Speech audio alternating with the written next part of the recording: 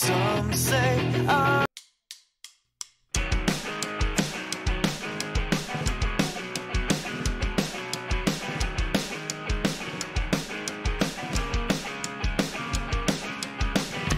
finally found you.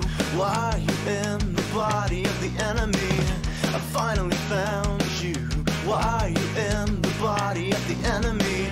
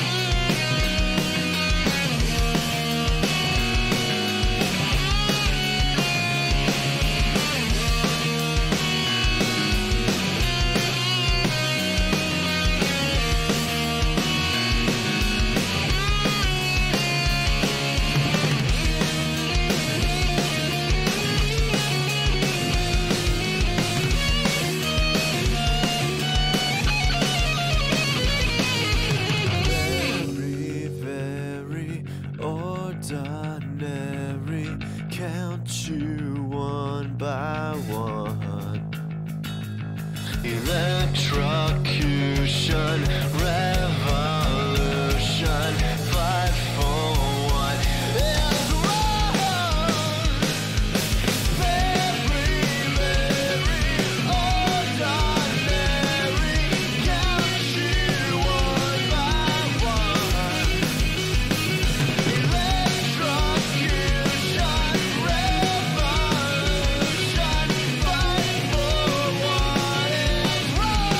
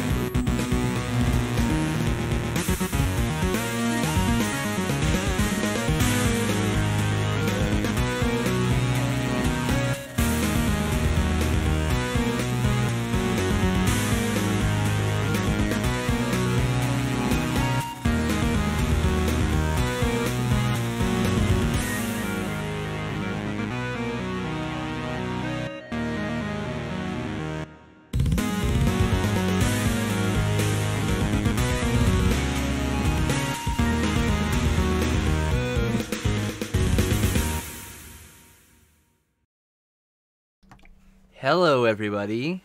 Welcome to my stream. I gotta get the nerd up here. Hello, nerd. People can hear you. Hello. Let me do the audio check. Say something else again. Let me do check levels. Come on. Something else again. Something else again. We gotta turn you the fuck up. All right. Say again.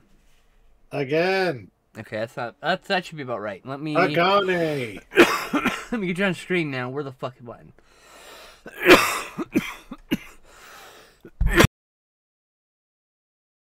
Hold on.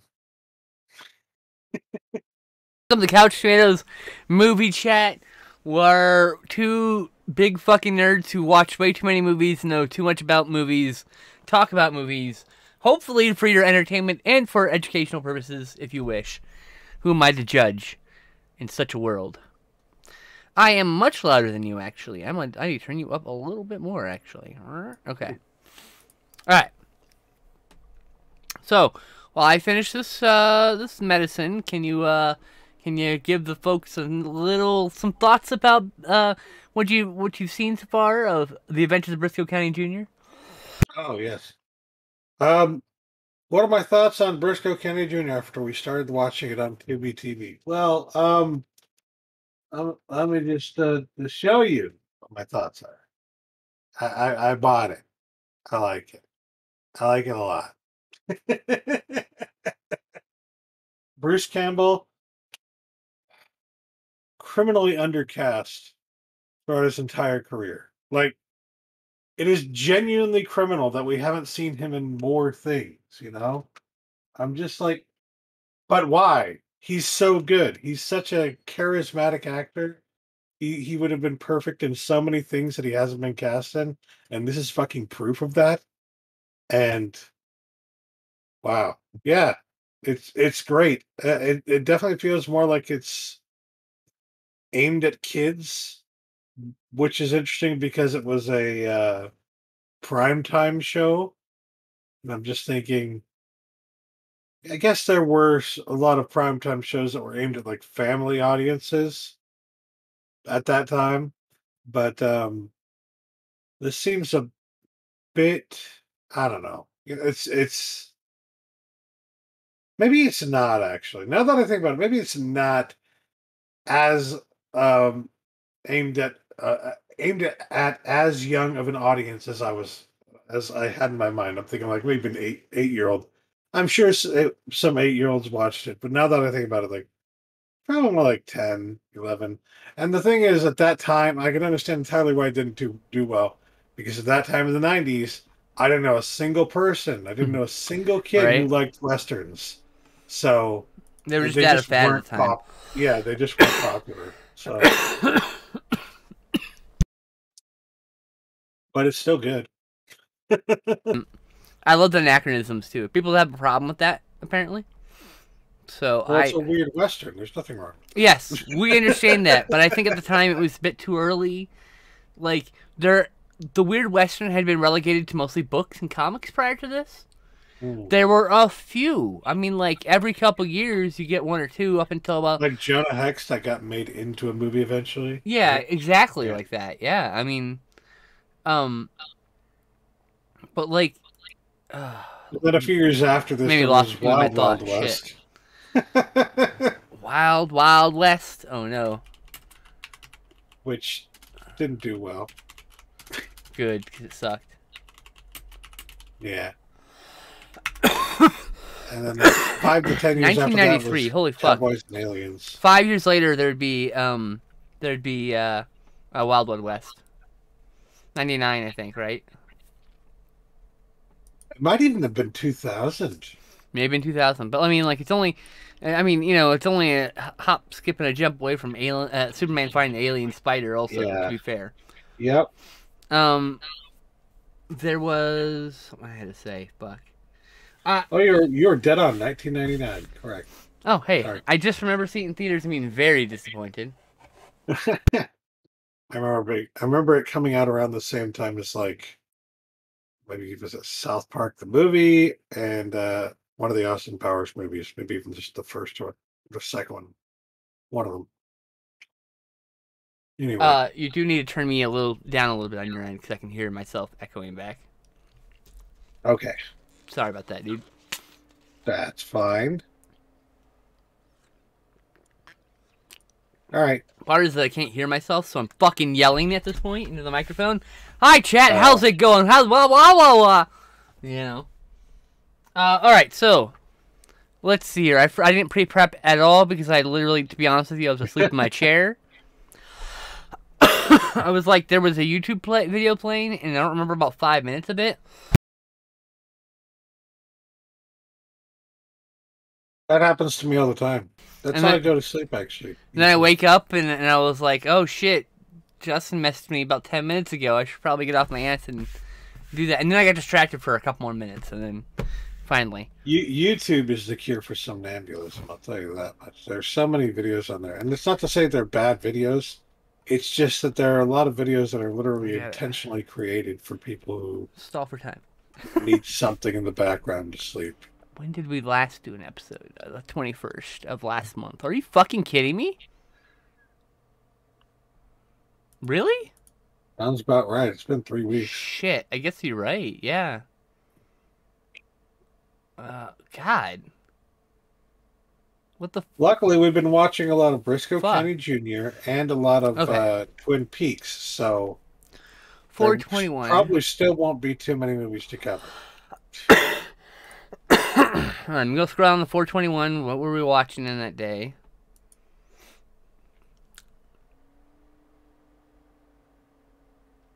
I see 19th and 22nd. I'm so confused right now. That's when we record the episode. Duh. Right. Yeah. The Batman.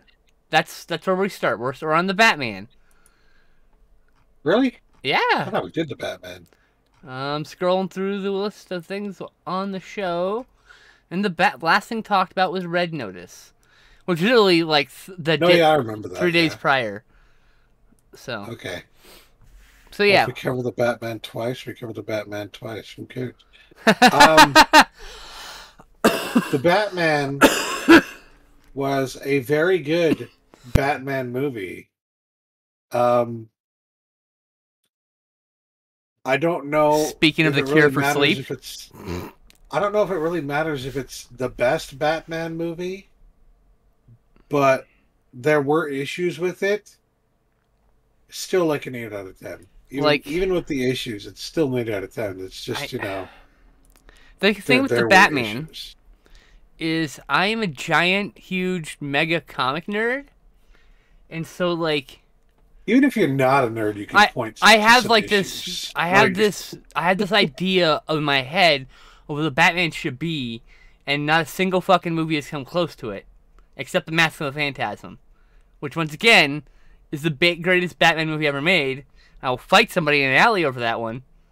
To be fair, though, there have been a lot of different interpretations of Batman in the comics. So I'm aware. The version that you think of when you think of Batman is specifically a Batman that existed. Specific version. So yes, it's a Batman that exists from 85 to 99. When did they change? When was it? Final Crisis, Infinite Crisis, 2001, I think. But even by then, we had the Millennium. We had Millennium, which fucked with the timeline. And yeah, look, I'm just saying, I have a very specific window of Batman. I think is the best Batman, and that's so. I have a question then. Evident. I admit my bias right up front. Is there anything about Mask of the Phantasm that you liked better than just Batman the Animated Series? The outfit.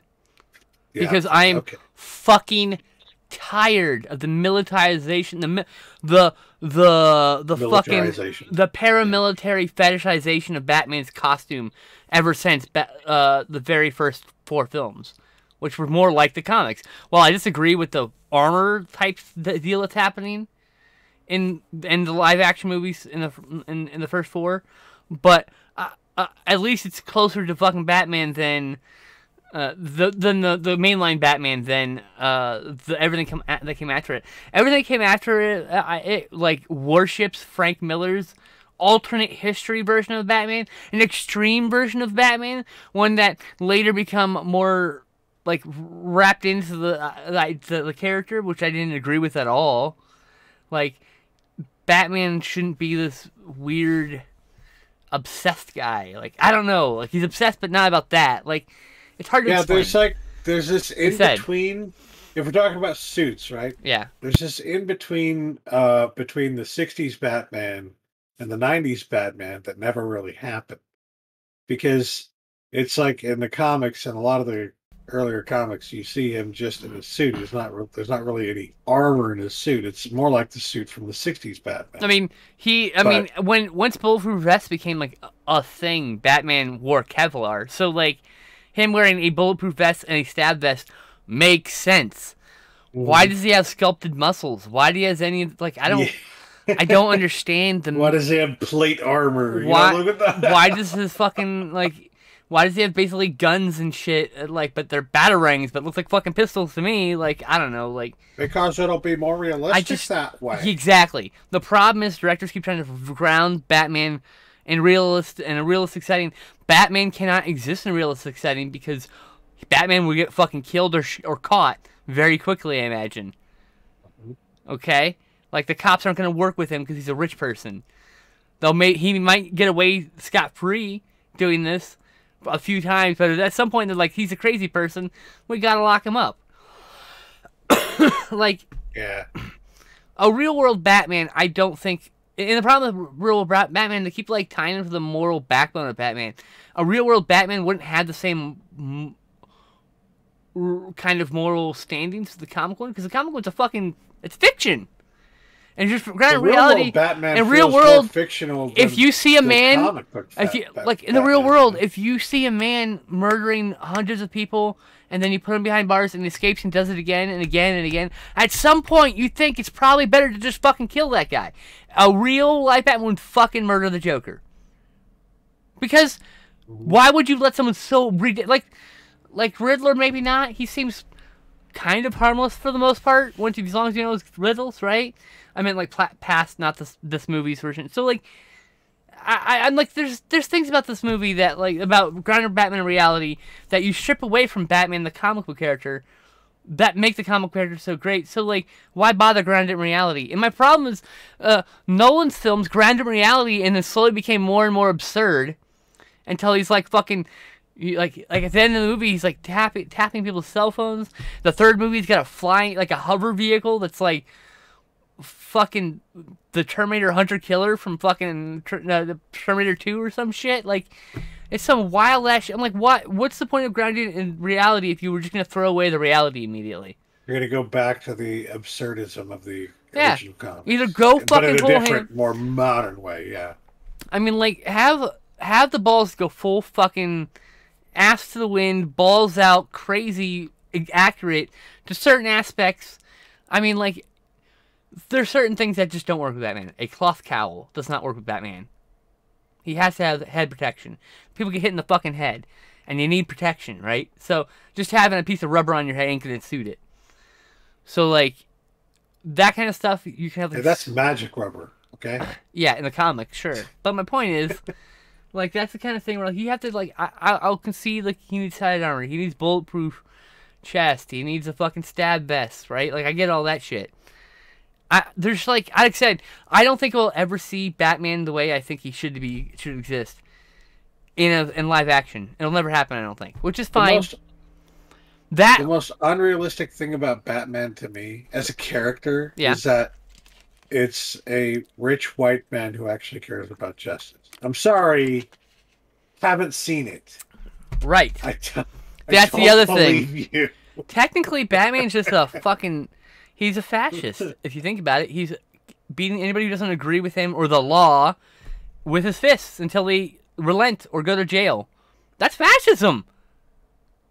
Yep. I love that. By the way, I've got a shelf full of Batman comics. I love Batman. Keep this in mind. All of this, that being said, I set all that aside when I watched the movie. It's an 8 out of 10. I really liked it. The cinematography is incredible. Like, it's really dark. I was going to say, you said at the beginning of the movie when we started watching, yeah, my favorite fascist. Yeah, I was making a joke because, and a lot of those, of course, and like that's because it like everything's like super influenced by The Dark Knight Returns, and that's just Batman being a fucking fascist. I mean, and fighting fascism. It's just one fascist versus another. It's kind of weird. And I'm being exaggerative when I call it fascist, so nobody can jump on my fucking case. Like I said, The Batman was a good movie. I thought the acting was really really good, really like incredible, honestly, especially for Riddler. As much as I didn't like the fact that he's just a I didn't. There were issues I had with the character, but holy shit, very well acted by Paul Dano. And well written. And well written. Paul does a great fucking job with those kind of characters. A lot of my problems are simply aesthetically. I don't agree with the choices. Let me check something. I think Paul Dano played a villain character in Brick. That movie Brick. Yeah, it's been a while though. 2006. It's a neo-noir, that's all I remember. Yeah. 2005, okay. Is that him? No, that was Lucas Haas. I was thinking of somebody else entirely. I don't know who the fuck Lucas Haas is, so. Well, he's been in a couple different things. Actually, he was in Solar Babies. Oh, wait, is he the little kid? Yeah. Oh my god. Immediately you said little, I'm like, wait a minute, I think I know who that is now. Yeah. Fuck, where is... Oh, wrong list. This is Movies with Justin. Yeah, here we go. Add to list. We have a list on Letterboxd for every movie we talk about here on the show. All 250 plus movies. Oh yeah, okay. Paul Dano plays the squirrely little guy in There Will Be Blood. The guy who gets told, "I will drink your milkshake." Oh wow, damn. All right. So yeah, I think the pacing was a little long. And I'm not one of those people who say that movies would be like 90 minutes or some shit. Like, that's nonsense. I think art should be whatever it is. I think that there are scenes that could be trimmed down, and the film could be a little bit better paced. But I didn't have a problem with the movie, like, on any major level, which I gave it an 8 out of 10. It was almost a 9 out of 10. Like, it's pretty borderline. I need another watch. The issues, for the most part, there was, like, one that I think is a major issue, and the rest were just small, tiny little things. Mm-hmm. But my major issue was just the ultimately what happened with the character of the Riddler. I don't want to give too many spoilers away or anything, but I feel like there's a point at which the characterization of the Riddler as depicted in the film is later betrayed by the film. Like, the logic of his character is betrayed. It doesn't make sense. Flame? What he ends up doing at the end does not make sense. If he cares so much about poor people, what he does at the end, and people like himself who are the downtrodden in the city, then what he does at the end is directly negatively impacting those people, and he doesn't. I think that's on purpose, care. though. I think that is a commentary on white crusaderism. When they're like, it could be where they try to do the good thing, but they just make it worse, or they do the bad thing still because they fuck up in some other way. That's why I feel like that. Like, I actually liked that kind of messaging. I didn't like the outfit he had. That whole everybody's like in on his plan type deal. I don't know. That felt a little on the nose about, our political situation, and not like in a subtext way, in a really on the like obvious way,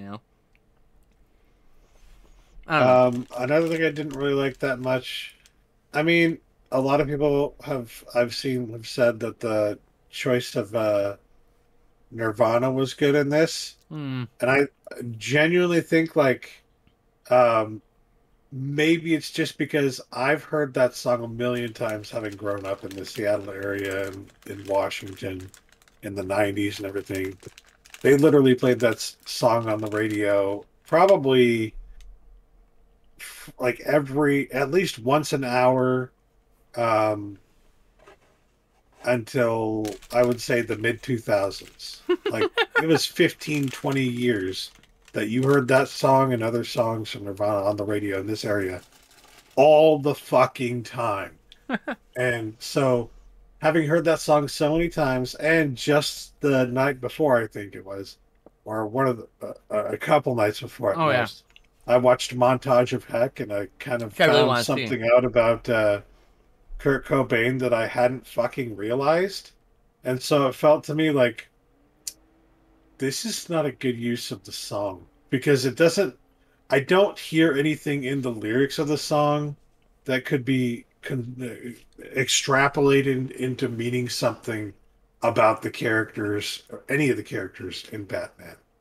And then it seemed to me that the main theme of the movie, like the the orchestral theme of the movie, was not only very simplistic, but was, I think, based on the two chord theme in that Nirvana song. And It's very possible. They did the same thing with Jungle yeah, Cruise. that's there's nothing wrong with doing that kind of thing, but when your initial your initial use of that initial song has, well, from what I can discern, no purpose. It's like Well, to be uh, fair, nothing else matters used in Jungle Cruise and is the same. Doesn't serve any true. It purpose, also doesn't really serve but any is a purpose. symphonic But I don't think that's a cue. good thing, though. I actually didn't mind it, but it's fine. I can differ on that. I liked, yeah, By the way, he said someone's confused. He's talking about he's referring to the controversial, but only because cis people tend to get mad when you take their idols away from them. Uh, quote unquote theory that Kurt Cobain was trans. Had a lot of identity issues, there's a gender very issues. strong possibility. We talked about it, and I said, like, maybe we shouldn't just come Mm. out and say that immediately because it Say would what I fucking be, want. well, no, yeah, but it would also be like, assuming their gender, right? So, like, we don't necessarily want to do that when posthumously, but at the same time, there are a lot of things that Kurt Cobain wrote, that he said, that he like Did even drew and did at the time that were very indicative that that might have been the case. So, yeah, I mean, once you really dig into it and see all the signs, it's just like it's really hard it's to pretty separate plausible. it's really hard to separate yourself from the idea Yeah, that that's what was going on. it's really So, plausible. The thing is it's like yeah, that's why I'm saying quote unquote theory because I believe it full hand, like full on. I think it's exactly what was going on. Whatever there are their mind just was. too many things that would be like coincidence. It's And like that's they that may there's no have fucking identified way. as non-binary trans or as a woman or as a lot of things. There's a lot of options. Yeah. Gender fluid. If I'm sure he just didn't have any of the ability to express that either through Who knows what his would have art or happened? like he probably had a lot of struggles with the imaging of himself. I don't think he would have allowed his music to be used in movies actually if he were alive. Yeah, at That's this my point, fucking if he had opinion. made, I don't yeah, knowing what I know about him. I don't think he would have given a shit about the money. yeah, at this point, he definitely would not have. I don't think he would have allowed it. Yeah, I just If he don't had think. any control over it, at least. Because, Even like, yeah, that's true. Could have been studio or label owned and stuff. But yeah. yeah. Anyway, that Kurt Cobain aside, yes, we both disagree with the Kurt Cobain song used in Batman. But I like that. I don't think any of that actually removes the high quality of film that it was. It was a very good movie. Yeah, Like I said, I give it an eight it's out of very 10, good. and I think and anyone like I know a lot of people. I know a lot of people who rate it 10 out of 10. I think that's a newness type deal. I don't think that's gonna be a rating that people stick to. But maybe I'm Yeah. wrong. Maybe I'm in the minority. That would be totally fine with me. I'm okay with that. Next, we did Scooby-Doo and the Legend of Phantosaur. Now we're gonna do Scoob. 'Cause It's not really anything you talk about those kind of cartoons, those hour-long cartoons or whatever. I think we could just say that it was a great one because those are pretty fun. Oh right, It's, this is the one that had a bunch of movie references in it. That was kind of cool. Oh, like it's like this. So that makes two Scooby Doo's that we watched with a lot of like cool little horror references that I don't think kids would have gotten had they watched this at 8 years old, This is like, aimed you have at no kids, idea. and yet And then you watch it again, you're like, holy fuck, it's that reference from that one movie, and that well, movie, it's like, wow. I think as much as those movies, and especially the ones made after the 2000s, Hmm. those I feel like were made for kids, but and aimed at kids, but they were also made for adults. Like the people making those movies and cartoons were aiming them at both audiences because it had been known for at least a little while at that time that adults are parents are watching these things with their kids, and so they put things in with their parents. Just like that kind of thing started with Nicktoons, I feel like. Maybe not entirely Nicktoons, but like it became very popular at that point to stick in some sly references to being a parent or being an adult. I feel like DreamWorks and Pixar films were also doing it, and so I feel like that started something in the '90s. It's like I say that, and I remember. Wait a minute, there were a few things even in Flintstones that were like that. Yeah, but there's a lot of references to Flintstones to like primetime television that like kids ain't gonna get. Yeah. To the moon, Velma. You're like, what? Like, nobody knows. The kid doesn't know what the fuck that is. You have to explain that reference. Yeah. Anyway, I thought Legend of the Phantosaur was pretty good. I gave it a 7 out of 10. What did I give Camp Scare? I gave Camp Scare. It's also a 7 out of 10. So hey, I'm getting my money's worth when it comes to these things. These movies are basically 7 out of 10. Wow, we actually haven't watched across the board. We haven't watched a lot of movies in the last couple of weeks because we did a lot of Twin Peaks. And we did that 4.5-hour documentary. And the doc. Oh yeah, and then a bunch of TV. So yeah, this actually won't be a very long show. I'm thinking 3 weeks. I'm like, holy fuck, it's gonna be so long. But not really. One of those days was literally just that documentary. Yes, it was that documentary and 2 episodes of Twin Peaks. That was what that one day was. Oh Jesus, that documentary was long. Next we did Scoob, the CGI animated 2020 film with a lot of references to other Hanna-Barbera shows. I think that's why I loved it. Blue Falcon and Muttley and Flying Machines and Wacky Races and it hit me at the right time. Why is there no Scooby-Doo in the Wacky Races movie or something? Actually, full on bring back Wacky Races as a movie. Yes, with Scooby obviously starring because they never actually said that they were trying to bring about a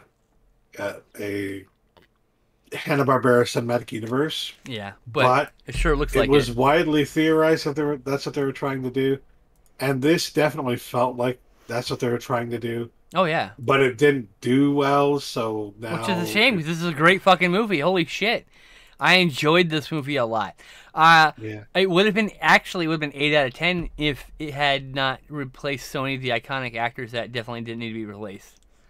Yeah, my God. Why wasn't Matthew Lillard in this? Wasn't he in? Wait, no, he wasn't. Yeah, he wasn't in this. What the fuck? No. Like, that's my problem. Like, what the fuck? What are you talking about? Why? Frank Welker's here. That was good, but, like, did Christina Hendricks need to be doing voice? Who the hell's Ariana Greenblatt? I've never heard of this person. Mark Wahlberg, did he need to be a fucking voice? Like, no. I don't know. Like, that's the one especially. And then, okay. I understand that in several Scooby-Doo specials, they bring in, like, famous people and everything. Yeah, exactly. But why this particular famous person? Oh, which one was that? I couldn't remember. Simon Cowell? Oh my God! That shit was so fucking annoying. It was kind of referencing Scooby-Doo 2, Monsters Unleashed, with the ending with Scrappy. Sorry, spoilers. But, like, it was bad, because it's Simon Cowell. What fucking kid gives a shit about Simon Cowell? None of them. I guarantee you, not a single one of them. Their parents watch that show. They ain't watching that fucking show. They don't give a fuck who Simon Cowell is. They probably watch that show, watch this movie, still have no idea who the fuck Simon Cowell is. Because who gives a fuck about Simon Cowell? I sure don't. Oh my God. That was I don't think really their parents do. Like, frustrating. That's the thing. That is really frustrating. That was like, I can't Yeah, believe that's in this fucking movie. Like, oh it's my pretty god. lame. Well, I don't like using that word, but yeah. Oh yeah, sorry. Whatever. It's your fucking world. Your words. I mean. Next we watched Crocodile from Toby Hooper from 2000, and I wanted to watch it specifically because it's kind of like a half remake or half sequel to Eaten Alive, as in it's apparently the same crocodile. I would say it's Oh, how the mighty had fallen. he was, yeah, it was the twilight of his career when it comes to like directing things. Like none of the movies from here on, from the Crocodile on out, were like stellar in any way, which is a shame because he. And the problem with that is, it's not necessarily because of like him. Well, it was because antics in the '80s kind of like blackballed him for doing a lot of bigger movies, and that stalled his career out. And then he was past his like quote unquote prime, and he just got to do with whatever he could to get the bills paid. And this is what this whole movie feels like. Feels like I gotta get the bills paid type movie, because this was fucking dull. This is the worst. This is the worst Tobe Hooper film I have seen ever. Actually, I think it's the worst movie I've ever seen of his, specifically. Yeah, it's pretty fucking bad. And like, I've seen The Mangler, for God's sakes. there are a lot of moments in this movie that are just how else can I describe them except by saying cringe? Oh, extra fucking cringe. Holy shit. What the Oh, fuck is going on here and why? it was not good. It was very not good. Yeah.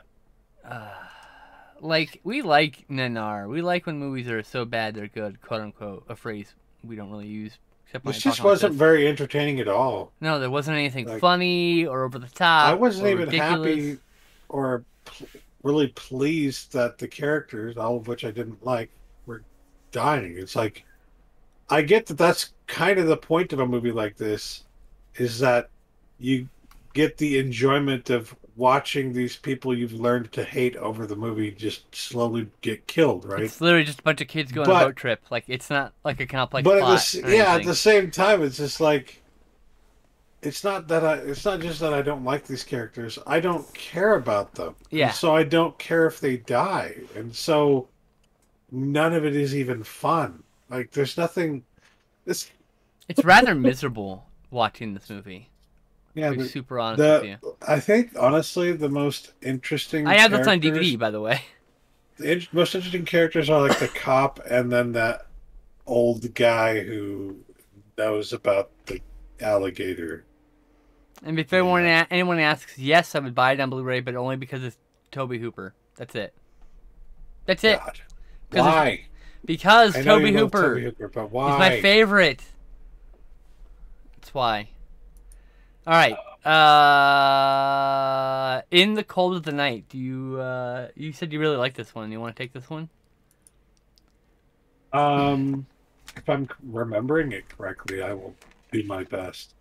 Um, it's a movie that I was expecting to be very, very cheesy, and Because of there what we were a lot of to there context, were we watched Ninja Academy prior, same director. yes, I there had were a lot seen a of couple of movies cheesy prior. elements Sorry. to it too. That like genuinely, when you start watching it, feels like it's gonna be one of those movies, and it's of that era, and so that's probably why it feels that way. But at the same time, it's like this actually had, I don't want to say a whole lot of depth, but it had a little bit of depth to it. And it kind of, in addition to being an actually somewhat interesting story, there's also things in this that happen that are just like easily lampoonable, just fun to just joke about and laugh about. Like the moment when she, for some reason, decides to drive her motorcycle into her house for no particular reason, just right in there. Okay. And the whole like these people are living in Hollywood and they don't appear to have jobs that would sustain them in Hollywood enough to own houses like this. But the overall plot of the movie is actually intriguing. I liked it. I like that plot. I don't want to give anything away because I want people to also go into this, laugh at all the cheesy bits, but be pleasantly surprised that, yeah, that was actually kind of interesting. Did more of like I expected more of like a references to In the Heat of the Night, which we just watched. Is literally the reason why I fucking rented or we chose this, because it's like, well, maybe this is like some sort of like tongue in cheek take on the same story or something. Nope, completely different movie. Just play on the title. That's all it is. Literally no other connection to it. It was actually pretty well shot too. I remember that about it. Yeah. Nico Mastorakis has done a bunch of movies. I've seen Island of Death, Zero Boys, and Hired to Kill previously. We watched Ninja Academy, The Cold of the Night. I'm trying to find Nightmare at Noon. It used to be on Amazon Prime. It's no longer on Amazon Prime. I'm hoping Tubi picks it up one of these days. And I gotta show you Hired to Kill, because Hired to Kill is like himbo action. It belongs up there with Hard Ticket to Hawaii and Andy Sidar's films and stuff. Like, it's really good. So, this movie, though, just to give you a basic plot so that you know what to expect, because otherwise it's like we're just skirting around it, This guy is having he's a photographer, and he's having these dreams that he's killed people. And they seem very realistic. And he starts seeing like on the news about these people having been killed. And he's like, I had a dream of killing this person that's on the news. What the fuck's going on here? Right? I don't want to give too much away about it, but eventually he finds out why he's having those dreams. And Kevin Bacon is involved. Well, this movie, sorry, Brian Thompson in this, but part in the opening is directly referenced by a mission in Grand Theft Auto 5. I almost said Gran Turismo 5. God damn it. So I think that's really cool, because there's a whole like beach assassination that happens in this movie that also happens in the video game. Kevin Bacon. Yeah, I know. He's not actually. He's just a guy who looks like him. In this particular role, he looks like him. Oh boy, Blue Velvet. Blue Velvet was it's David Lynch, so of course it's amazing. But it's also very, because it's David Lynch, it's very weird, crazy. There are moments in this movie I didn't realize I had already seen in, like, fucking video clips and memes and shit like that. Like, oh, no wonder. Yeah. It's almost, I wouldn't say it's like hard to escape David Lynch and meme culture, but it is in fact hard to escape in film memes and memes. Film memes, because a lot of his work ends up being just strange enough that it compels people to make a meme out of it. I'm on a Discord server where it's a meme to reference Blue Velvet at least once every movie that we watch. So Dennis Hopper is in this as probably the most fucking fucked up character in the movie. And what's interesting is that the movie starts out and it's got a fairly slow pace. It's like it's in this small town, and it feels like it's going to have a small town atmosphere to it, like a normal. I couldn't even tell what time period it was set in, because at first it genuinely felt like it was set in the 50s or the 60s or something like that. And then we start noticing the cars are definitely not from the 50s and 60s. These are cars from the 70s and 80s. And I'm thinking, well, it is David Lynch. Could that be anachronistic? I don't know. He might just have done that just for the fuck of it. Because fuck it. Because it's David Lynch. There's some cars from the 80s in the background, if you really want to be nitpicky. Yeah. But it becomes apparent pretty fast, like, no, this probably didn't take place in the 50s and 60s. It could have, but probably didn't. It's just a small town with that atmosphere, have for some reason still having held over I would from say the it's 50s and 60s. it's probably Lynch trying to make a timeless feel to it. Yes. To be super. And he does pretty good. It's just like, Yeah. you see all these things. And I think it's a testament to how well he does with that. That you see all these things and you're thinking, is that an anachronism? It's just Most like, people it's don't even probably- care that much. We're just fucking nerds. Yeah. To be fair. Be honest, we are It's just probably nerds. not. Yeah. I But, think yeah. everything on screen for him is a complete and utter choice. So I don't think for a single second that he. Dean Stockwell later in the movie. Oh I've yeah, never with seen a crazy Dean Stockwell in a hairdo. character like that. Yeah. I just watched And him. I just I watched liked him in it, a yeah. Columbo episode actually, where he was the killer. Speaking of Dean Stockwell, who I know mostly from Quantum Leap, played Al. Mm-hmm. Quantum Leap is getting a full fucking series remake. I'm curious reboot. if they're going to spell check that last fucking title card of the show at the end of the last episode, because his name is That'd spelled be wrong. interesting, yeah. His name is spelled wrong in the fucking end title card of his own fucking show, and I'm just so mad about that. For like 30 years, I've been fucking bitter about it. I'm not even kidding. I've been bitter ever since. I bring it up every time we talk about fucking Quantum Leap. What if they make that part of the reboot? Like, well, no wonder we couldn't find him all this time. We misspelled his name. God damn it. Shut the fuck up. Don't give him any ideas. Is that reboot happening? Did it actually going through with it? Yeah, no, it's gone. It's going to get at least one season, as far as I can tell. Oh, sweet. That's what that was saying. I wasn't sure And- what that was saying. I didn't look into it, sadly. And as I suggested, put out into the ether several years ago online, I want it Blu-ray. they are basically picking up where they left off. It's a shame New they can't bring actors by anybody back, by but like, necessity, but yeah. and they're not getting back Scott Bakula, Yet. though they probably could. At the end of That season we know of, exactly. that we know of, and of. they might be saving him for like the end of the first season Yeah. review. Like, I'm back. What? Because he could come back. He's the one who can come back. Exactly. But I honestly, look, I would rather bittersweet. Because, like, the ending of the series was bittersweet and sad. And I'd rather continue that. I would rather this guy bump into Sam Beckett. They have a heartfelt moment where they help each other solve each other's things so they can both jump. Yeah. And we never see him again. And it gives us the title card. And he was never seen again. Boom. That'd be cool, yeah. Because that is Oh, the man. heartbreak of that Oh. fucking show. 6 seasons deep, and then you just Yes. fucking guts That show you. is very It heartbreaking. Fucking And guts when I was you. And what I was thinking, the second I saw that was I finally got happening, goosebumps talking about the end of the fucking Quantum Leap. Anyway, sorry. yes. Continue.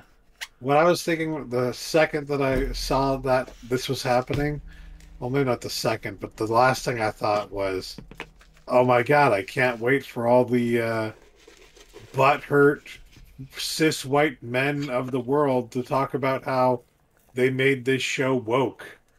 Go woke, go broke. Wokeified the Quantum Leap. It's like, have you fucking seen Quantum Leap? It's gonna be one of those things again, you know. My Like, favorite people are like they go woke, get woke, go woke, get broke, or whatever, right? Or get woke and go broke, whatever the thing is. The point is, it's like they say that and then fucking what? Disney put out what 6.8 billion profits being woke.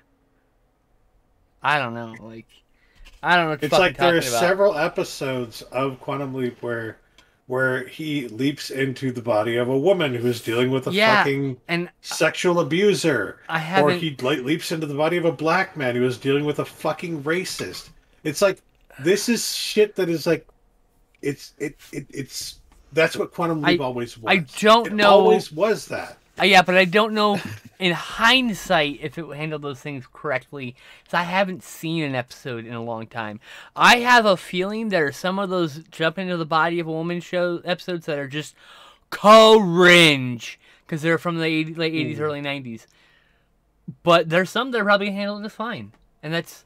And I feel like, because there's a couple episodes, it's not just one or two, it's like a couple Yeah. episodes every season when he jumps into a woman. So it's like, it's a consistent thing. Yeah. So, like, I'm sure some of them are going to be so cringy, I'll never want to watch those episodes. And others I'll be like, yeah, this one's actually pretty good. This one holds up. It's a little cringy, but, like, you know.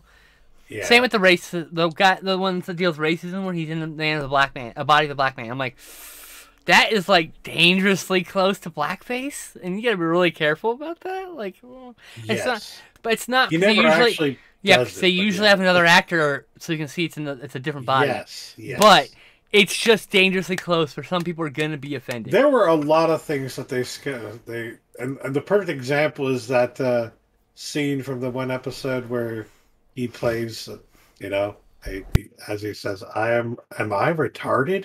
Like, R slur warning.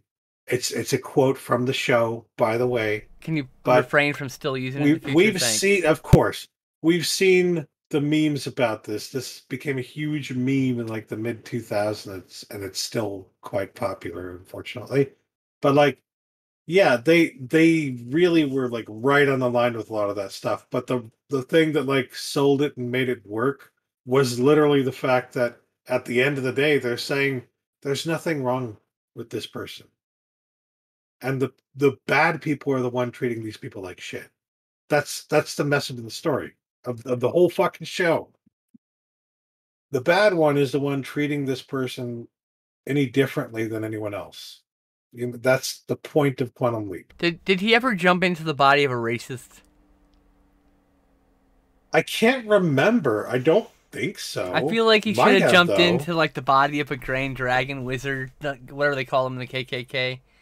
Like that'd That be might hilarious. actually have happened. Because but that'd be hilarious. Again, the He's point like would have been to try and just convert change everybody. people. Yeah. It's like that's not what his goal would be for that character, but he'd be like, I'm gonna take the time to change all these hearts and minds if I can. Like that's Yeah, exactly. Changing hearts and minds. That's Quantum Leap right there. it's trying to at least. Yeah.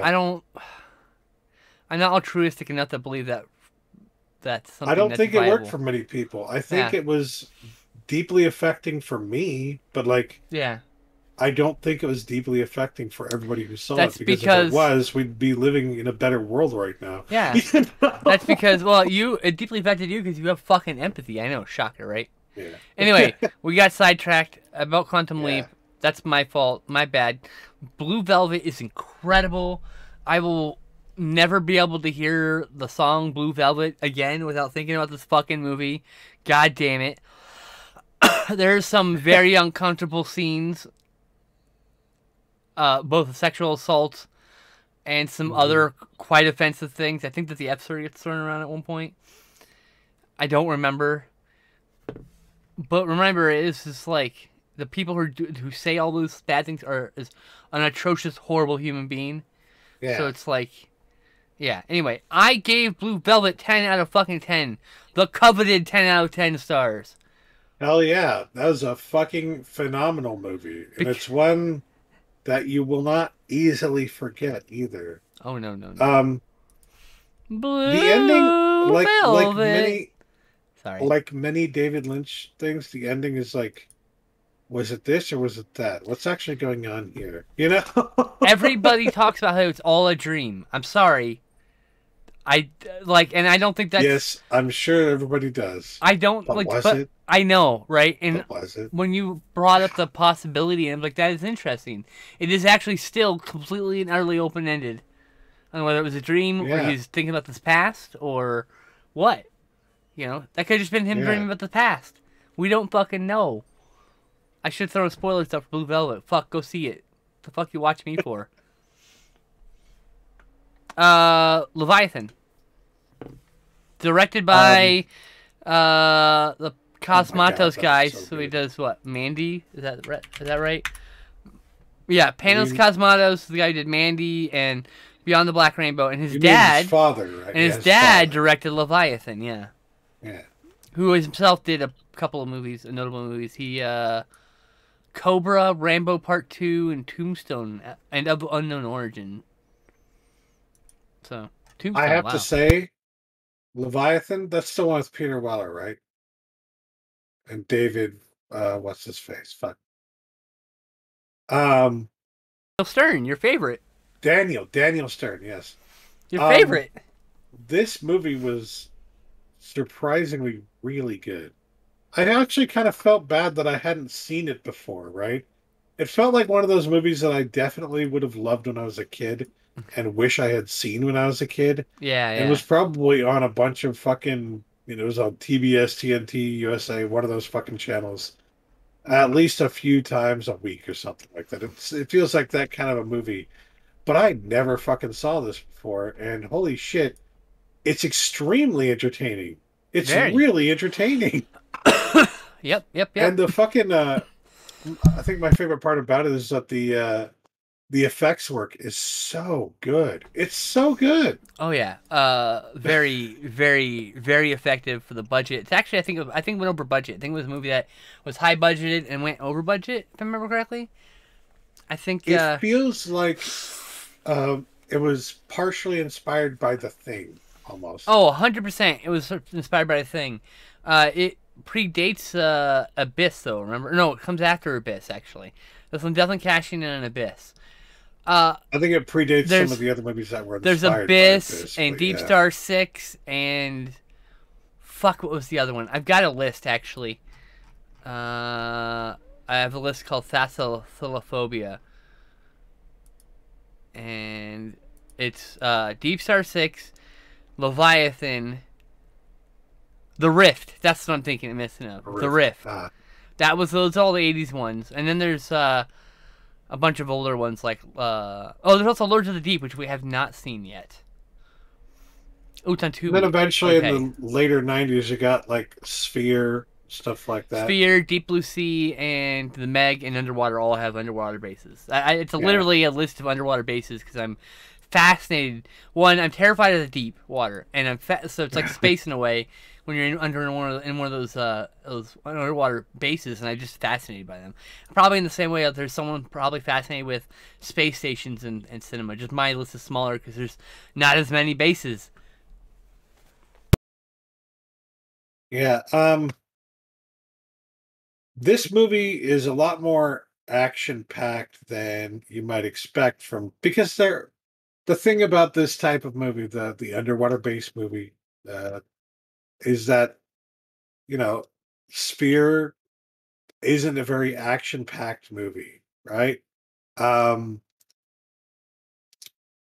Fuck, what was the other one? The one that The Abyss isn't necessarily a very action packed movie. So if you're familiar with this kind of movie, you might be thinking there's not a lot of action in it. This feels like The Thing a little bit. It also has kind of the feel of like Alien to a certain degree, and there's a lot more action than you might be expecting.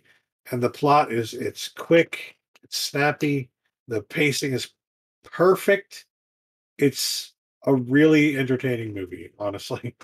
And It's they a got the perfect pretty, actors it's a too. pretty by the numbers like sci-fi action year where Yeah. it's like a bit of a mystery, and then the action starts happening and just doesn't stop until the end for the last like 45 minutes or whatever. Great. I mean, really great miniature work in this movie. Like, incredible miniature work. Incredible special effects for the monsters. Like, I think the only thing that's like maybe more action packed would be underwater, but that's because underwater never fucking stops.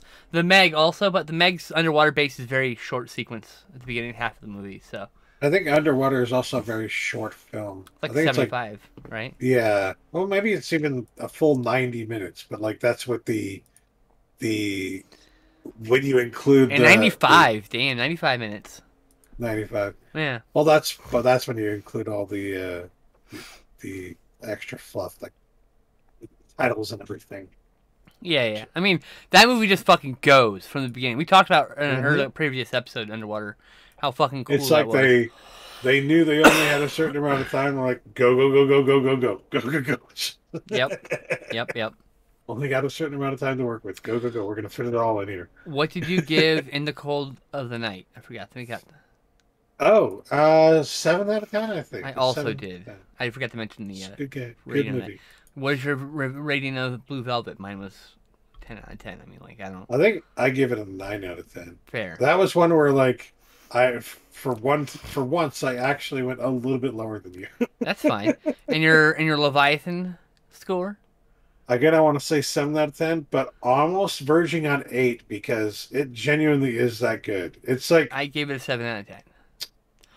there are just certain things about it that make me want to give it an 8. Like there's this moment near the beginning when you see them outside of their base, right? And they're walking up on another base that they're trying to get inside because they just discovered it or whatever, right? And in the background you see Isn't it a like submarine? Might have been a submarine. Anyway. yeah. In the background you see a skeletal structure of like a huge fucking looks like a sea monster almost, right? And you're thinking to yourself, oh shit, is that gonna be the big bad? Is that gonna be the monster in this movie? But that's just it. Like it's a classic case of misdirection. And I just love the fact that they took the time to make this what was probably a miniature, right? But this intricately detailed miniature for this set just to throw you off of what was actually going to happen. And that's what makes me want to give it an 8 instead of a 7 because it's just, yeah. I love when filmmakers do that kind of stuff. It's like, hell yeah. Yeah, I think it's a submarine they were going into, but yeah, still the same. You're not wrong about how cool that fucking looks. It's also someone implied that maybe the thing that was dead was the thing that killed the sub at some point prior. Mm. Yeah. Because that sub had been like crashed for a while, is what they were saying. Yeah, exactly. So And there's like a whole other prequel movie I want to see for this. For viewers like you and I, Fogies, we've seen a lot of movies like this, right? Yeah. And so seeing that also implicates to someone like you or I that, oh shit, like you can see the model work on that, and you're like, that's really fucking good. And you never know when you get into a movie like this. Is it going to have really cheesy special effects? Is it going to be like really terrible special effects? Or are they going to be good? And sometimes so you see really that, low you budget. get excited because oh shit, that's really fucking good. I stress. Thankfully, they lived up to it throughout the rest. I don't like using the word cheesy. That normally I would say they're low budget. Low budget, yeah. Because cheesy is, I don't know. That feels like it's a type of comedy almost. I don't know. Hard to say. I would say Big Trouble in China, Little China is cheesy. You know what I mean? But I wouldn't say it was low budget. So I don't know. I get what you mean. I think of cheesy in a different way. Oh, I'm sure. I just don't use it in general. Why don't you explain for the audience the last detail? You've been trying to get me to watch this for a while. Is a new Hollywood film starring Jack Nicholson, who is in a lot of new Hollywood films. I mean, he got his start with like Roger Corman, but after that, when he got into the late 60s and early 70s, he got in with like the new Hollywood crowd, which is why he was an Easy Rider. And then from that, he probably is how he got into Five Easy Pieces and this as well, which is and Head. Don't forget about Head. And Head and this, which is it's an interesting movie. Like I don't think that they would do this kind of movie today, and it's kind of surprising that they do this kind of movie at that time. But that was new Hollywood for you. They were willing. They were actually. It was the last time Hollywood was willing to take a chance on anything. I would say Easy Rider was the breakout success that launched his acting career in these smaller budget films. Yeah. And that movie was actually entirely possible because Roger Corman, I think, gave him a camera for that project. He didn't produce it, I don't per se, but you know what I mean? Easy Rider's incredible. By the way, small story, Easy Rider's the reason why I went to film school. I was sitting at the end of my bed. It was 3 a.m. The end credits of Easy Rider were rolling. I'd seen that apocalyptic image of the ending. And I was crying, and I realized I wanted to make movies that made people do that. Hmm. Yeah, it was kind of that's, and then now I'm here. I mean, whatever. I actually don't like directing. I mean, I at the time I didn't like directing. I was way more too timid. I didn't have the ability to talk. Now I could like. Back then I didn't know how to talk to actors. I didn't know how to talk to people. I was very awkward. It was the first time in my life I'd been alone, on my own. You know what I mean?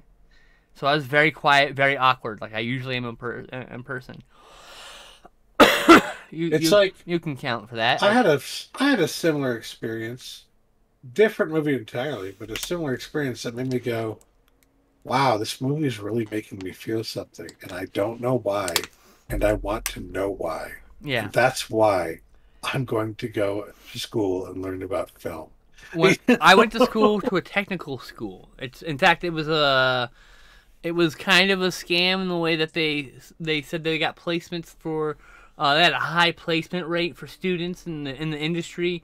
The industry was video stores and theaters. There was a lawsuit over that shit. Oh God. Yeah.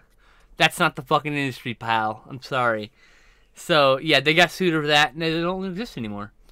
But I went to that school, and surrounded by all those people, I realized none of these people know a fucking thing about movies. They're learning the physical act of making a movie, but none of them know how to make a movie. None of them understand storytelling or beats or acting. What's good acting? And I didn't have the ability to communicate well enough, and I didn't know what I fucking wanted as a filmmaker.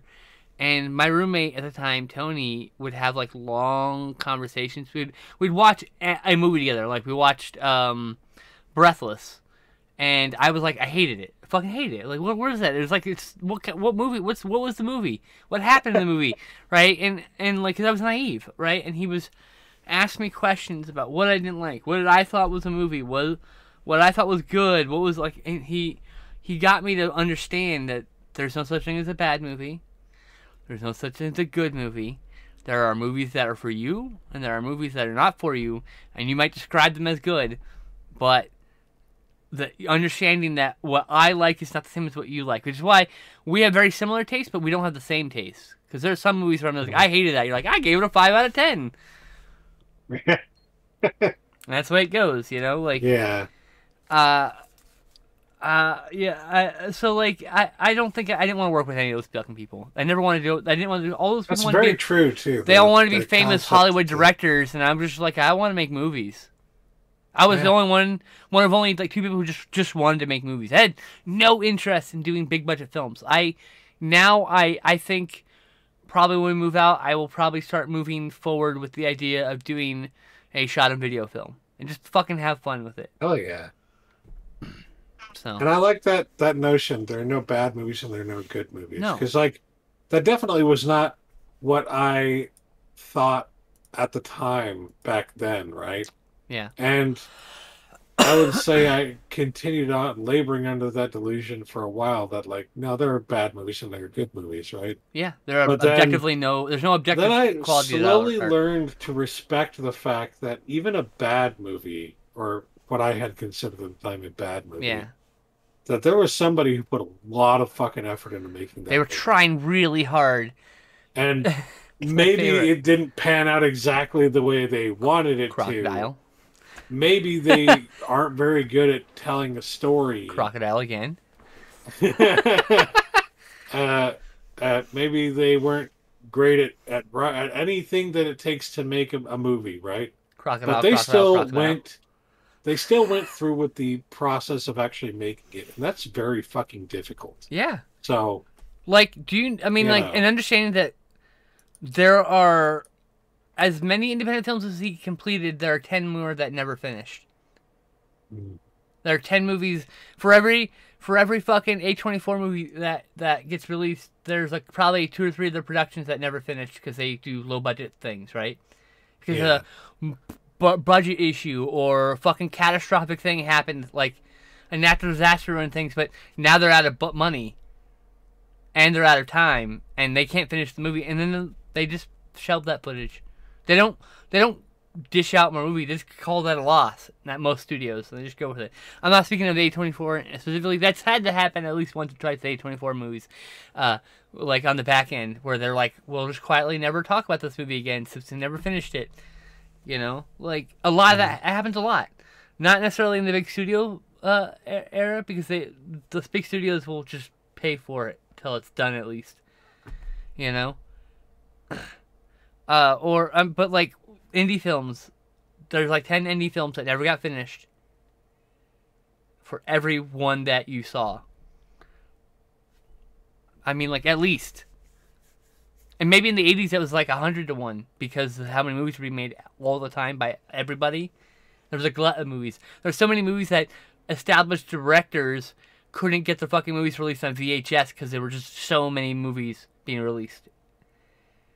And that was like why Ninja Busters never got released.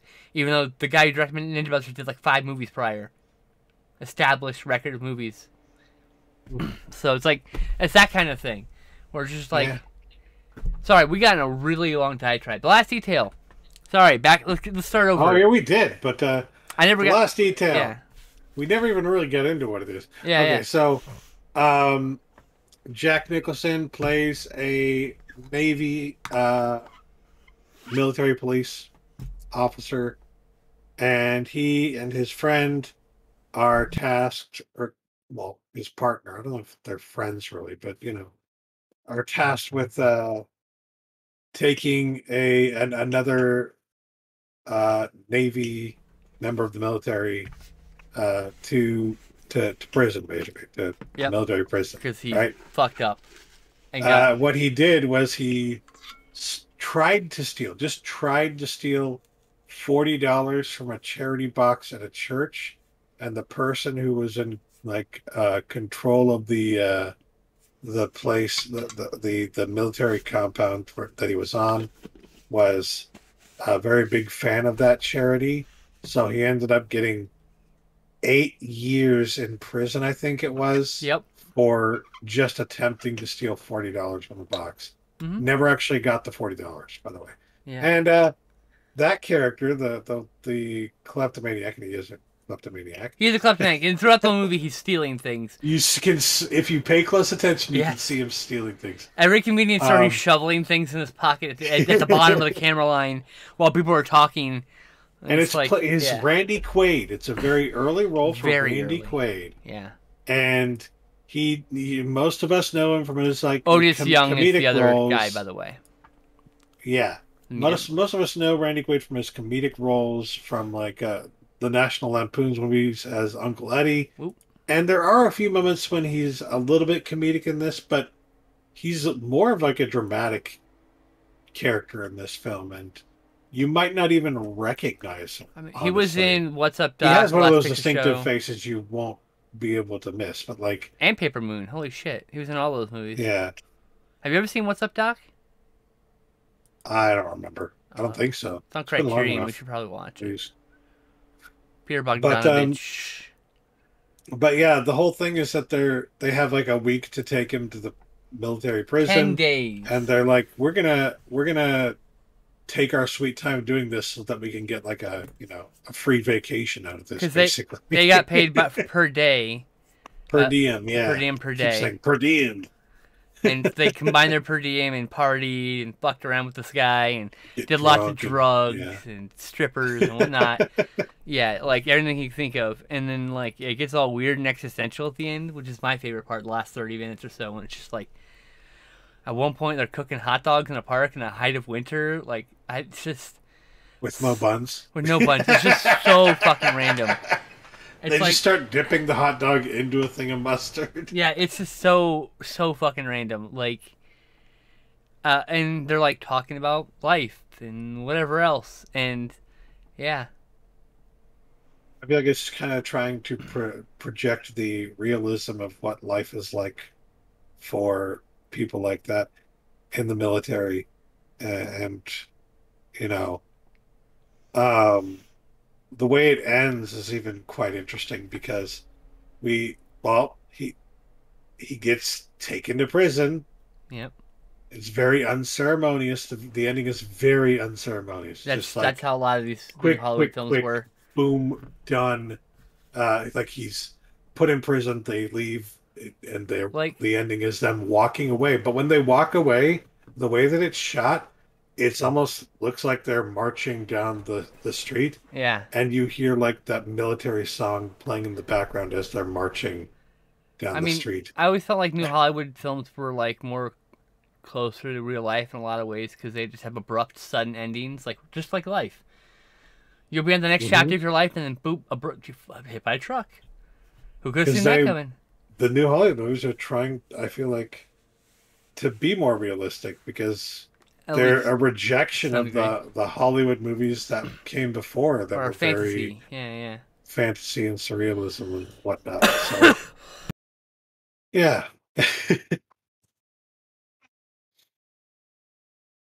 Not to say there's no surrealism in New Hollywood, though. I mean, if you can watch Head and see anything but surrealism, then kudos. I mean, that's a surrealist film. New Yeah. Hollywood films are of all kind of genres, including surrealist Yeah. films. So we should do Head and cover it at some point because I had seen it once, but I was Almost like a revisionist Hollywood movement, basically. I was on like day 4 of not sleeping when I fucking watched that shit, and I was like, I shouldn't have watched this shit because I don't know what the fuck was that a nightmare? Was that the movie? I don't even know. So like Yes, that is definitely not the time to be watching Head. I think that would be a cool revisit at some point. I bet it's on Criterion. I mean, it's in that Criterion set, so. I mean, yeah, you could just buy the box set. You love New Or I Hollywood. could pay for the streaming service. Well, you do that too. Yeah, I gave Last Detail 7 out of 10. It was almost 8 out of 10. I feel like they should have let him go. Well, it would have been nice, but I don't think that was in the cards for what the movie was trying to. Yeah, tell, the justice point is of it. unfair, unkind sometimes. Yes. Quote unquote justice is It's not bullshit. always fair. Yeah. Which is the problem. And you also have to think about the time that it came out. This is right around like the end of the Vietnam, getting closer to it. So, I think it's an 8 out of 10 for me personally. I really like it. Like, that is really fucking good movie. Like, I will probably be watching that again at some point. I don't imagine selling my copy, you know, like. Yeah. I think I'm keeping that. It was originally sold by Twilight Time. Twilight Time did it, and now you can get it from Indicator, I believe. Indicator in the UK. And to be fair, that's like, region free, no, too. that's going to cost. It is region free. It's like $35, sadly, but You're thinking, oh no, it's going to cost a lot of money, but actually, even with shipping and stuff, it'll probably cost you about $20. Really, you think so? Damn. Yeah. Well, it depends. I think it's one of the ones that's on their constant sale list where you can get like 5 for £40. Oh, Something like that. fair enough. Next up, we watched a third Amir Sharvan film, Killing American Style, and Styleman, tell them about the movie and your search for your goat friend. Oh. So this Amir Sharvan, we've done at least one or two of his movies in the past. few months, we did right? Samurai Cop. We've talked about at length when we did Hollywood Cop. Was the other movie.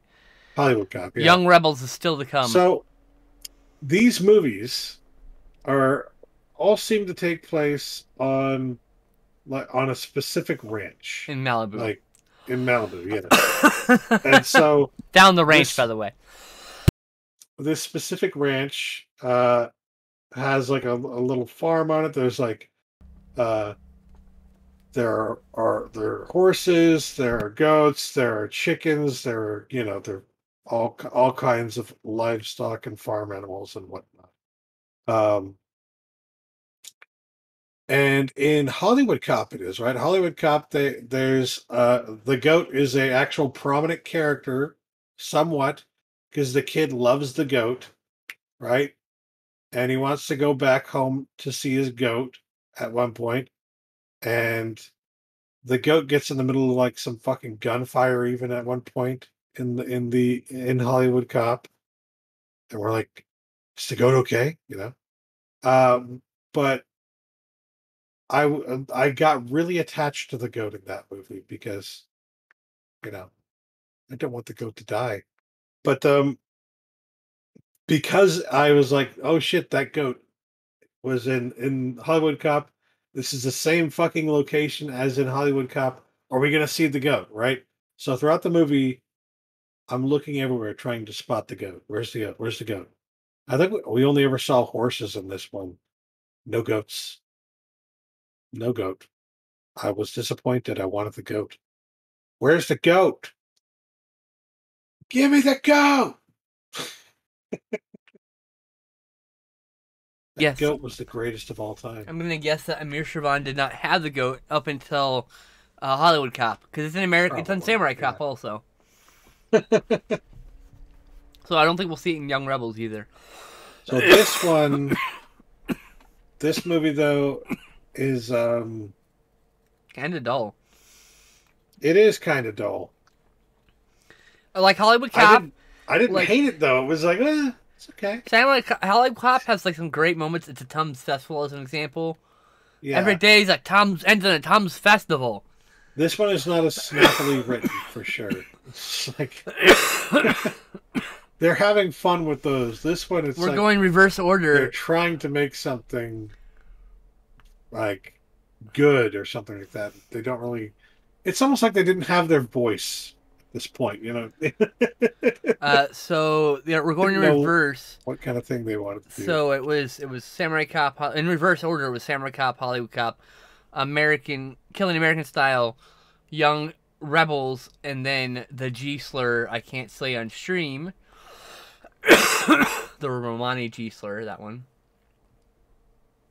The slur for Romani people.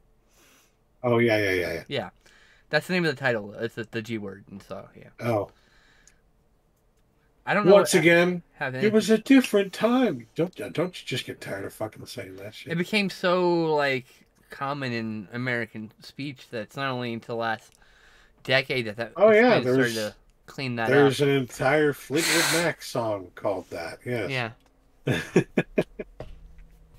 Although I don't think that one's negative, like their depiction. Just the word is a in negative word. in the song, but the word, yeah. It's like you didn't realize you were being insulting just by using that word. You didn't-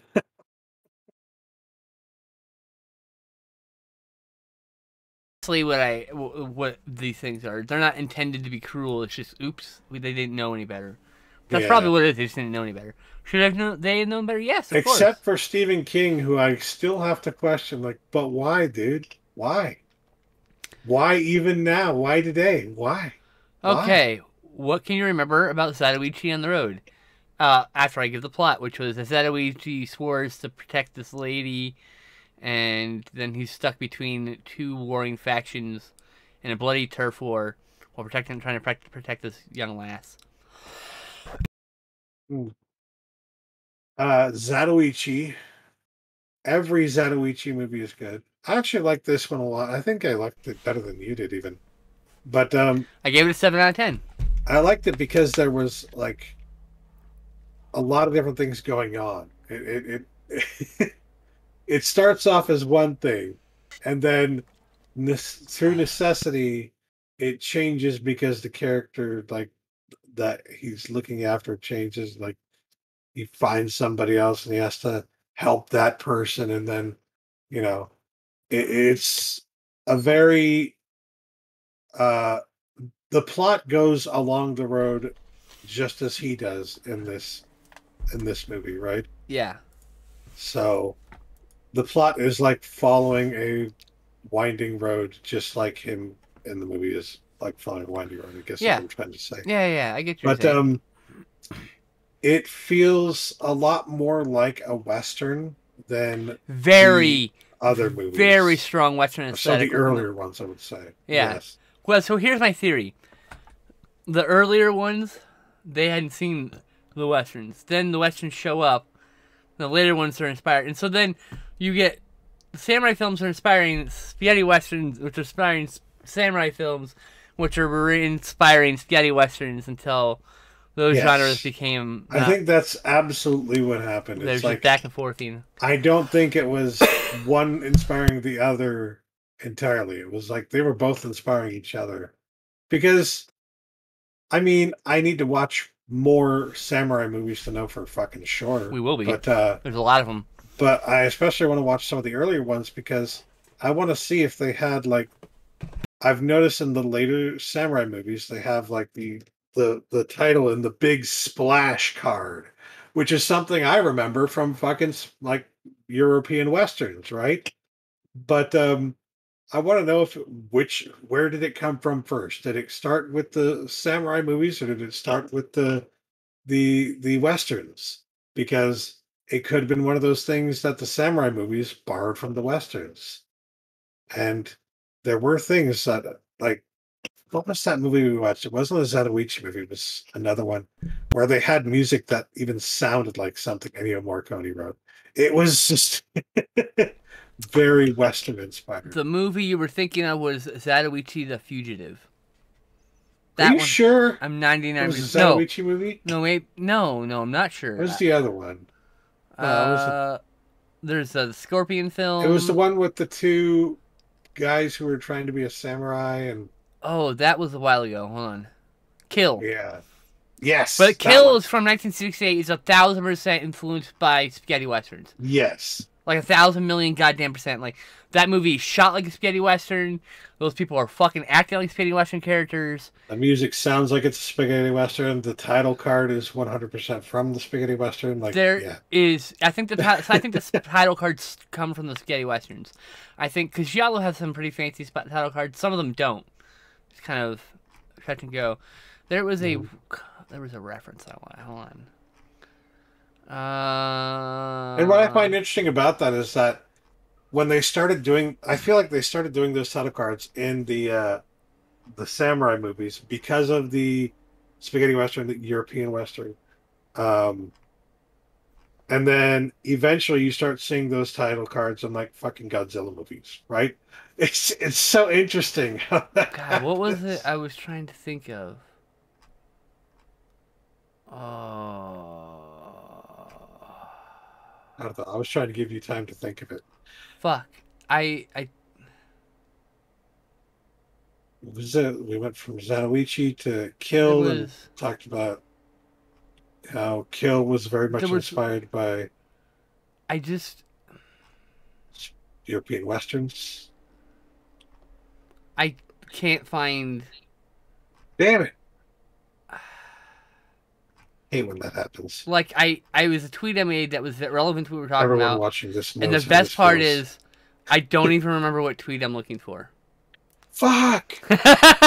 Yeah, that's I'm very neurodivergent right now. Apologies. Well, no, it's like what I said though is everyone who's watching this knows exactly how this feels. Yeah, you're like, fuck, what was I even thinking? Yeah, so Zatoichi on the road. I like this one. I think we are entering the era where of Zatoichi where they're going to start becoming very samey, and because they're just being done one after the other. Yeah. There's like 2 or 3 a year for a while there. Like I have seen number 8 already, and I gave it I think a 6 out of 10. So like, I think I've also seen number 19, which I gave 8 out of 10. So I think it's gonna be like a wild up and down, I think this is an 8 out of 10 for me though. That makes sense. You would be like that, wouldn't you? Yes, I would.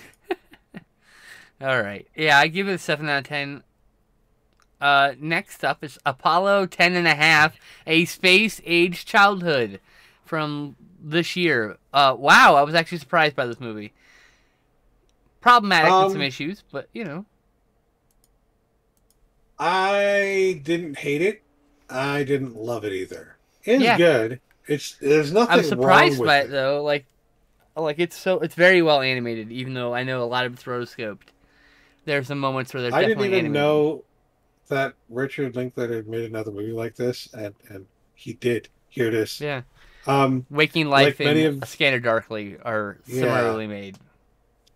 like many of his other movies, this is extremely nostalgic. But I think this one is like 90% nostalgia. I It's think that's almost saccharine. the point. It's Yeah. saccharine.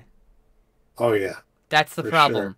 It's like I liked And it, but it was just like it's almost glorifying. It almost glorified. yes, the movie fucking starts out by telling you a premise for what's about to happen, right? Like this kid who's being quote unquote he says he was approached by NASA to The perform a mission, CIA, right? FBI, NASA. Yes. That was part of the joke. And um immediately after we get that introduction, the movie spends, and I shit you not, 40 to 50 It was at minutes least 50. I thought it was just 60 almost. literally going on a nostalgia trip Setting up that the whole would movie, but like that would make Terrence Malick blush. Like, you know how Terrence Malick likes to go off on long fucking filmic tirades in the middle of in the movie. his movies? Yeah. Yep. That's what fucking Richard Linklater did in this movie. It was A 40 to 50 minute tirade about the fucking 1950s and 1960s. in the space race and how it related to this character's. It's just loosely based on Linklater's childhood, meaning the probably the nostalgia bits are literally just what he fucking remembers. And I'll be fair You to know, him, like it's stuff that he just he genuinely has loves. earned the right to do this vanity project. Yes. But it is a fucking vanity project, okay? I don't know. He didn't. Look, he wrote and produced it, but he didn't star in it. That is the rule for All Vanity right, fair, Project. fair. It is a vain But I'm project telling you, for sure. It's very. Very. You're I mean, so vain, it is. and you definitely know this song is about you. Fuck. God damn it. I'm trying to be like make a salient point here, and you're fucking me up. Sorry. Now I forgot what I was gonna say, you ass. I did it again. Fuck. Oops, you did it again, motherfucker. I love Richard Linklater. To be fair to him, I completely. like his movies. And this for was the a most good part. movie. A lot of There's his movies. nothing A lot terrible about it. A lot of his movies are like this nostalgia trips, right? Yes. Fucking whatchamacallit, Dazed and Confused very specifically. Slacker, both of which feel embedded in a time. One of which was made in that time, the other was not made in that time, but I felt portrayed that time well. But even Boyhood to a certain degree, but Yeah. I feel like that was just like the early 2000s. Wait, what? it's a different. It's not nostalgia for the time period in which he grew up. It's nostalgia for a different time period. Yeah, It's just yeah. a movie that kind of touches on nostalgia. And as a School of Rock is concept. what? Kids are remembering classic rock films. It's a whole nostalgia trip. Like, it's literally all nostalgia, you know? Or not all, because, like, Bernie's Yeah. really good. Waking Life, neither of those are nostalgic, necessarily. Scanner Darkly is about a future. So it's like, I haven't seen them before film, or the Before Midnight, Before Sunset, After Sunset, whatever those movies are. Before Sunrise. The Before trilogy. I haven't seen that yet. Jesus Christ, I floundered. And Last Flag Flying is a movie that cover makes me cringe. It's in black and white except for the American flag. Is that the one we didn't watch yet? Yeah, it's on Prime. That's Richard Linklater? Or you Yeah. just randomly know that is? Oh wow. Yeah. Okay. Yeah. Mm-hmm. Didn't know that. Yeah. He Now also I know did. how they got all those great actors. He also did Me and Orson Welles, which I haven't seen yet. So, actually, I think I have seen it, but it was in the '90s, and I won't know until I watch the movie if I've seen it or not. So one of those. Like, I kind of remember very roughly a thing. You know, the Newton Boys is another nostalgia set film. Suburbia is kind of a set in its period. You know, like it's interesting. Is that Suburbia streaming anywhere? Yeah. Oh, it's a Criterion. Let me add that. But to, I think what I did like about the movie is that after they get past the like literal 40 to 50 minute nostalgia trip, they get back into like the main story, the main plot of it, right? Mhm. And they start and over the course of the nostalgia trip, they also kind of are establishing that he doesn't really tell the truth all the time. Mm-mm. So what you're hearing him say from the very beginning about like the CIA NASA thing coming to approaching him to do this thing, maybe it's not really the truth. Yeah, of course And it's not. they never explicitly say in the movie that it's not true, but they give you plenty of hints that it's just They never like actually bring it up whether I this, don't think they even question it at any point during the movie if it was this true is or just not. a really creative person who was Like daydreaming, you know. it's taking 100% face value, like you're listening to a kid tell a story, right? Yeah. Like you don't correct the child in his imagination. You just listen to like, oh wow, I that's think that was my exactly. favorite. Actually, it was my favorite scene from the movie is when he as a kid is going to the goes to school and he doesn't bring anything for show and tell except for a story, and he's like, "Well, I did more tell than show," and then apparently the teacher called and got upset that he didn't bring anything for show and tell, but it's like, no, he did. He brought a story, like that. Yeah, right. It's But just you need to show and it's a tell. But like, creative. He's just an yeah. extremely creative and imaginative kid. hmm And it goes to show I because, of course, he is. It's Richard Linklater. all that said, I would say I don't think the film was entirely successful. I give it a 6 out of 10. Yeah, I 6 out felt of 10 bad is a little probably bit the because it correct wasn't like a score. bad movie in any way. Like, Yeah, I would recommend it to some people. Like, I don't know. I would say it's definitely worth watching. If you're saying 6 out of 10, that's not good. No, no, no. This is a 6 out of 10 worth watching. Go watch it. You might be, uh, your mileage may vary, but I don't think anybody's going to watch this and think, or well, I can't imagine many people watching this and thinking, well, this is stupid. Like, you're going to have some fun with it Some people somewhere. are gonna hate the art style, and that's whatever. And it's not for everybody. Yeah. But especially though, if you did like movies like Waking Life and Scanner Darkly and you liked that rotoscope style of animation, you'll probably like it in this one as well because There it's is some basically the additional same. animation done in this that I'm pretty Yeah. sure are not rotoscoped, and it's actually very impressive. And so, I think I like this. I think this is proof of in the pudding that his style can be like entirely approachable. I think that this is him like I almost feel like this is his pilot for hey Netflix, let's set up a fucking animation branch and make our own original film. Which isn't going to happen now, by the way. No, of course not. But Not for a while, at least. next up is just one of the wildest films I've ever seen in my entire life, Furious, from 1983, 86, 84. I was totally off. What? All I remember about this movie is the fucking just laughing at it, just uproarious laughter. It was nonstop. There was not a dry eye in the house because we were cry laughing the entire fucking time. So, Furious is an unexplored dimension populated by like people can shoot chickens from their hands, people can turn people into chickens, and people smuggling chickens out of buildings, and well, what other nonsense happened? That was all the chicken stuff, but there was literally just This movie, okay. This one, the description on Letterboxd says it's a kaleidoscopic siege and the concept of storytelling. That's the best Yes. description I've ever heard in my entire life. Yes. Like, it's shot in Southern California, so you'll see a lot of like places, random places in the valley and whatnot. I think I saw a place in Calabasas that I recognized. I just wanted to say that if you are familiar with Kung Pao and enjoyed Kung Pao, you definitely need to see this movie. You have- It's something.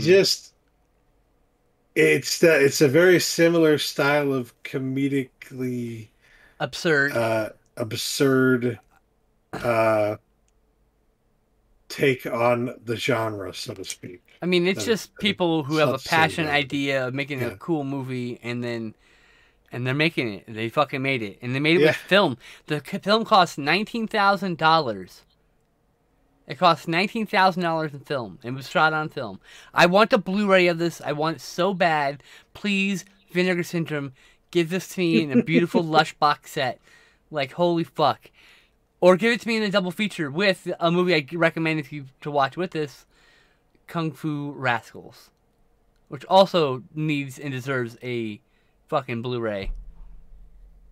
This movie is something that, like, The martial arts is incredible, by the way, in this. you sit down with uh with drinks and your friends. Get your friends, then get the drinks. Then yeah.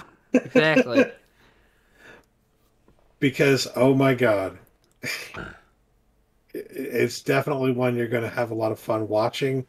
And that's the thing. We were talking about how there's no bad movies, there's no good movies, right?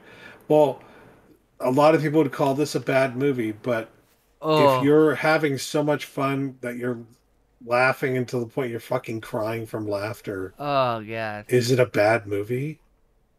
I Nope. mean, you're enjoying the fucking hell out of it, aren't you? And it's not bad, is Oh, it? Like, oh, and he punches a dragon in the face, and it's a fucking like like a hand puppet dragon. It's fucking great. It's great. Oh my god. There's also flaming skeletons, the talking Buddha statue. whispering Buddhist The statue. sound effects are way louder than the rest of the movie. Heads up. It's kind of obnoxious sounding, but that's just yeah. It's absurd. There's not a single moment where you're like bored because it's just the most absurd thing you think you've seen, and then the next most absurd thing you think you've seen ad nauseum for the whole fucking movie, and it goes really quickly. It's only 71 minutes. It's like so brisk. This is on Tubi. I highly, highly, highly recommend you get your friends together and a little Discord server, fire that sumbitch up, and watch it together with whatever intoxicants or whatever mood enhancers you wish to have and are legal in your states or locations of where you live, and you will fucking howl with laughter at how ridiculous this fucking movie is. I give this movie 10 out of 10.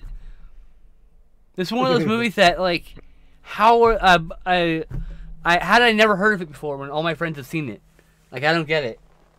Like, oh my, I think I give it a 7 out of 10. Just damn. 'cause I loved it, but I had so much fun with it. It's not a good movie. It's Yeah. it's not a well-crafted film, but it is a good movie. That's how I would describe it. Hmm. That's why 10 out of 10. I'm laughing until I cried. That's it. Look, if it was intended to or not, that is a 10 out of 10 star movie. Like I live for those moments when we're laughing so hard our faces hurt. Because that's the best moments in fucking life right there. Right there. I'm searching for those moments always with people. Next is The Life and Times of Judge Roy Bean, starring Paul yes. Newman. A lot darker view of the West in this one. It's definitely a revisionist Western. And of course, the character in it is not a good character. Judge Roy Bean is not a good character. There's But a bunch of. Oh, sorry, I can empty gun. Sorry, keep going. no, it's good. The character is still, they still try to make the character feel like it's they try to endear you to the character, right? They want you to be upset when something bad happens to the character. You know what I mean? Like, Yeah, they want you to be on his side, it's even though he's a really bad person. a fairy tale set in the West in a lot of ways. Some of these Yes. things never happened. And I don't think they make any beans about, not no pun intended, about him being not a good person. Like, No, they're no. not necessarily Right off trying from the to make him outset. out to be a good person. No. They're just trying to get you to be on his side anyways, you know? Yeah, he's not a good person in a world of even worse people. Is the idea Mhm. in a way. And there's a lot of guest stars in this: Anthony Perkins, Roddy McDowall, Tab Hunter, and Stacy Keach, very young Stacy Keach. John Huston plays a co-star. He's got like a little cameo in his own movie. It's kind of cool. Ava Gardner. Who else was there? There was someone else on here. Nope. I'm thinking something else. Anyway, there's there's a bunch of character actors in here. It's good shit. I fucking love this movie. I feel like this would make a good pairing with the Ballad of Cable Hogue. Oh yes, 100%. It is one. It's They're like somewhat similar stories. Yeah. In the case of Ballad of Cable Hogue, it focuses on like the ending of an era and being outdated, because that's all of fucking his films are. What's his name? I'm blanking on his name. Director. Peckinpah? Peckinpah, thank you. Almost all of Peckinpah's films are about a character who are out of place in their element, because due to time usually. So I feel like perhaps he felt that way, that he would probably have had a better life if he like lived during the Wild West or whatever. That's what I think. Like from watching his art, that's what I gather from his head. Whether that is true or not, I don't know. I'm just making an assumption based on the art I see put before me. There's a man who probably felt very out of date and out of touch with the world around him, because it felt like it was changing too fast in a lot of ways. That made him uncomfortable. Anyway, sorry, sidetracked. Yes, this would make a very good pairing with it. This, I don't think has the same strong narrative through line as Ballad of Cable Hogue, to be fair. This is a good movie, but I think this is a long in the tooth, I would describe this. Also, this is getting a Criterion, apparently. Or got a nice. Criterion? I may have already gotten a Criterion. Well, it's not like that. I think it's like a... No, it's not out yet. Okay. 8 out of 10, I would say, for... I also gave it an 8 out of Judge 10. Beans. I thought Paul Newman did really good. I can't remember who did they say they were gonna originally cast. It was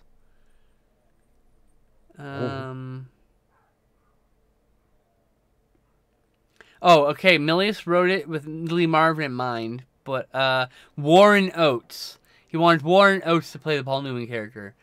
Oh yeah. I want to see the universe where Warren Oates played that character, because I feel like I agree with John Milius on this. I think Warren Oates would have been perfect. I think, thematically speaking, it would have made more sense. Paul Newman's great in this. Never going to put him down for that, because he did an excellent job in this movie. But it's also 120 minutes, and it feels a bit long. Like, it does feel long. I looked at the clock about 75% of the way through and went, God, we still got half an hour? Like, you know. So sometimes it feels long. So that's why I don't think it got any higher than 8, you know? I think it's a pretty good movie, though. I'm a little too high now. John Huston, though. Yeah. What else we watched of his? Didn't we cover something else of his? Oh yeah, Treasure of the Sierra Madre and Key Largo. Did we talk about Key Largo on the show? Shit. I don't think so. I don't think we watched that together. No, I watched it by myself without you. I've only seen 3 of his films, so it was Key Largo, and then I've seen the other 2 with you, which was Treasure of Sierra Madre, which we covered, and The Life and Times of Judge Roy Bean. We gotta watch Maltese Falcon, because I've never seen that. And The African Queen, because I've definitely seen The African Queen, but it's been 30 years. I was probably 10 when I saw it. You know? Maybe a little older, so I'm kind of like ballparking it. Do you have any thoughts about... Do you want to even talk about Dangerous Men? Not really. Yeah. I'll put it this way. Dangerous Men... I like Dangerous Men, but only because I like subjecting people to Dangerous Men. It is a fucking solid 4 out of 10 movie. Or less. I think you gave it less, Why right? do you want to torture people with Dangerous Men? It's so strange. And it's just so weird. And the idea that, like, the director took his daughter's car, just told her he was taking it, and then he drove it off a fucking cliff for this movie, and she didn't fucking know for 20 years. And she saw it at the theatrical premiere of this movie in the early 2000s, and that's when she found out what happened to her car. That's when. I'm obsessed with those kind of things. The stories about movies are sometimes way more interesting than the movies themselves.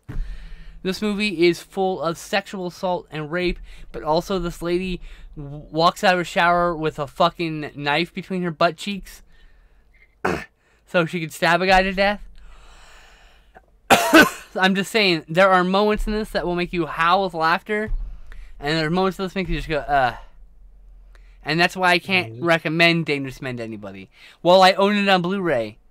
Well, I've watched it probably, 5 times now? 3 times now. I was off. 3 times now. Maybe 4, maybe even 4 times. Dangerous Men is a movie I will subject to a lot of people in the future. But, it is what I would describe as the perfect example of what happens when a man wants to tell the story of a woman getting revenge on men. And he does what he thinks that woman would want to do to men, basically. Like, yeah, and also the movie was shot in the 70s, 80s, 90s, and finished in the 2000s. So, like, it took 40 years to make that fucking movie. And that's, like, fascinating to me. Looking at the one shot to the next, you're like, that's the 80s, that's the 70s, that's the 80s, that's the fucking 90s, that's the 70s. You know, you can see it. Like, it's pretty wild. Usually it's like, that scene's from the 80s. That one's from the 70s. That one's from the 90s. You know, like, it's an interesting, like, I feel it's worth watching for many people. I couldn't recommend it for most people. I couldn't recommend it hardly at all. I would only recommend you watch it with a group of people, because someone will make a comment that will make you laugh harder than the movie will, and that's all that matters. Next is another cringe-worthy movie, The Killing Man, a.k.a. The Killing Machine. Oh my god, that movie was painfully boring. Painfully boring. Painfully cringy. Yeah. Talk about trivializing the AIDS crisis. Yes. You know, like, holy shit. This movie is like screams white savior at the same time as being screaming completely and utterly tone deaf. It's so, and it wildly unhinges itself from boring to dull at a plum, and with a plum. I would describe this movie as a cure for somnambulism. How do you say that? It's your phrase. You say somnambulism. There you go. Cure for somnambulism. All I know is a comic book character called Sonambulo, which is based off that name. Most people will fall asleep during this movie. It's not. We watched it first. In the least. I'm glad we watched it first. Yeah, me too. I would have fallen asleep there. We both would have fallen asleep, Good woken up at Lord. like 4 a.m. Huh? What's up? Hey, hi. Yeah, Killing Man. I gave Killing Man a 4 out of 10 also. It's got not good. Jeff Wincott, and he kicks a few people. It's pretty neat. That's about it. Michael Ironside being Michael Ironside. I'd rather watch Dangerous Men than watch Killing Man again. There's just more to talk about. More interesting things happening in Dangerous Men. You know? Killing Man is, like you said, painfully dull, and it talks about, like, oh, we've got a cure for AIDS, and then there's like, well, we're going to kill this person because they have a cure for AIDS, and it's just like, who gives a fuck? I don't care if I'm spoiling things. I'm saving you. I'm rescuing you from this fucking cesspool, fetid cesspool from which it was birthed. This movie uses the F slur, and the actor seems way too excited to throw that fucking word out, by the way. Like, holy shit. What a fucking painful watch. I'm glad we got it out of the way first. Last, but certainly not least, Murder on the Orient Express. Please take this away while I drink some water because I am parched. Murder on the Orient Express. So this is the remake, not the 1974 one. Not a remake. It's a readaptation. Readaptation, yeah. Not the 1974 one was the point I was trying to make. the I need more to see that modern one. I one. want to see that one still. Um, an Agatha Christie story, of course, featuring Poirot, Hercule Poirot, and Poirot, just a Poirot. lot of amazing fucking actors in this movie. And maybe it's not like the best adaptation of the story you'll ever see. Maybe it's not the best movie that came out that year or best mystery movie you'll ever see. But there are a lot of things about this that I feel like are very well done. And then there are other I things that are not as well done. I It's had just like never read this book, and I've never seen the previous edition, or I had no idea what happened at the end of the movie. The imagery of the Last Supper, the reveal at the end, like, yeah, that's some oh, of the best I things about the fucking, movie I right there. fucking nerdgasmed over that shit. Like, that's like, oh, God, he even nailed it down to like, the certain people are leaning over and talking, and some people are like, posed like Mhm. this, and it's just like, oh my fucking God. Oh, there are moments in this movie that make me go, wow, that is an incredible frame shot, or that's a really great line, or wow, this acting's really good. And then in moments where I'm just like, this fucking mustache looks so fucking weird. The description isn't 2 fucking points, it's 2 points. He gave it a fucking W. He gave him like fucking Wario's beard for fucking mustache for some reason. Like he literally has 2 points on each side, but she's describing 1 point, 2 points, not 2 points like this. And at the same time, in a later book, I was reading about this later, that Poirot apparently admits to wearing a fake mustache. So it could very well be intentionally fucking silly looking. But Yeah. wow, how fucking distracting was his fucking mustache through this whole goddamn movie. I'm not trying to be reductive because this is a fucking incredibly shot film. The cast is perfect. Like everyone's hitting their points. I don't know perfect as in like perfect to the book, but perfect as in nobody fucks up. There's no weak link. The acting was great. Everyone did their fucking job. The writing was great. I feel like I just feel like there was something missing from it. I don't know what it was. Definitely. Because it's like, for me, it's still like a 7, maybe an 8 out of 10. I have an 8 out of 10. Really kind. 8 out of 10. But I think it's, for me, it's probably closer to a 7. Because I also really love this fucking poster with the smoke and the blue letters and like, it's one of my favorite modern posters, I have to say. Anyway, sorry. Because I don't think it's like, I don't think it's as good as it could have been. It's still really good, and there are a lot of things that, upon a second viewing for me, I was like, actually, that was really cool, you know? Yeah, I mean, it's Kenneth Branagh, so you were getting what I was getting into. And the new sequel's out, so we're going to probably watch that too soon. Yeah. Judi Dench, I really liked, I liked her part. Johnny Depp, actually, I was actually surprised because at the very first time I saw him, I didn't know it was Johnny Depp at first. Oh, really? Yeah, I'm a bit face blind, so but I know Johnny Depp's face, and it's just, there's something about it, just something about the way they did to his face that I just didn't recognize right away. The minute he spoke, I was like, oh, I know who that is. Okay. And immediately all felt like immediately recognized him like that. And then you can't stop seeing him because then. Like that's the thing. It's like with being face blind, it's like for me I don't know how it's for other people, but it's like it's just like a face, and then I'm reminded of something else, and then suddenly I'm like, because I think mine's not face blindness. I think mine's a memory issue, but like then it becomes like, oh yes. That's his nose. That's his whatever the fuck part of me. Like you recognize the parts, but like I don't know the face until something jogs that memory. I call it face blind because it's just easier to explain to people. But I think it's something else. To be honest with you, like I said, I think it's my broken ass brain. Anyway, I gave this 8 out of 10 because I think the casting was incredible. Daisy Ridley was great. Like, Mm-hmm. I also didn't recognize Michelle Pfeiffer or Josh Gad until I looked them up and went, oh, okay, yeah, I see it Mm-hmm. now. I don't know.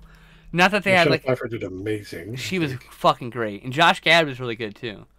Mm-hmm. Like, I mean, honestly, this cast is, like, perfect. I don't know what else they could have done with this cast. Like, like the problem is people are going to watch this and they're going to be like, oh, I can see the reductive review now. Oh, it's a dull Knives Out. Yeah, because it came out around the same time, a year or two. But fucking Knives Out is almost a fucking loving parody homage to the fucking genre.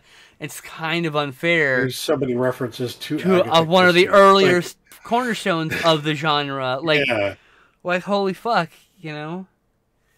This is one of the... Agatha Christie's story is a pale imitation of the story that is based on Agatha Christie's story. What the fuck? You right? know? Like, Agatha... That's basically what that kind of review is. It's like... It's just, but, like, I get to see people where it's a snooze fest. Like, Oh, more like Murder on the Orient Express, am I right? What a stupid fucking... Oh, here's a great comment, though. I want to see the Wes Anderson version of this. Yes, actually, I do. That'd be cool, yeah. I want him to do a murder mystery like that. Maybe not on the Orient, maybe not on a train, but in general, I think that'd be really cool. You remake Clue, you put Wes Anderson behind Clue. No.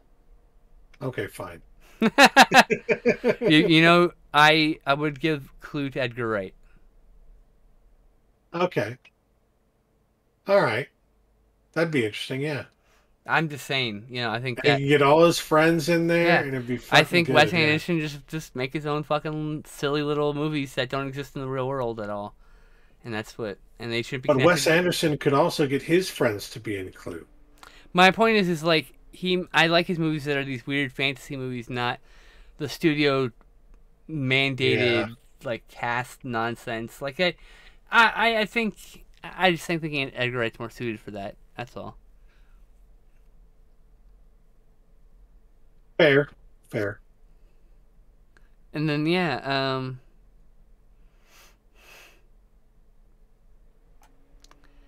I just like, sorry, I was thinking, like, I got lost in my thought there about how, like, I'm sure there's a reductive review about that, about it being like a boring Knives Out. I'm like, you motherfucker. I can't get angry because everyone starts at a different place when it comes to watching movies, but read a book. Read a goddamn book. Watch some fucking movies, kid. Anyway. Yes. Like when people like say like whatever movie is the worst thing they've ever seen, and I was like, I don't know. I sat through Exterminator City. I sat through Dead Eye. You gotta... Yeah. Like, you gotta watch a lot of movies before you can really figure out what's good and what's bad. And the answer is good art. Good art is good art. Yeah. Bad art is good art. Mediocre art is the real bad art. That's the real enemy. Honestly, I don't disagree entirely.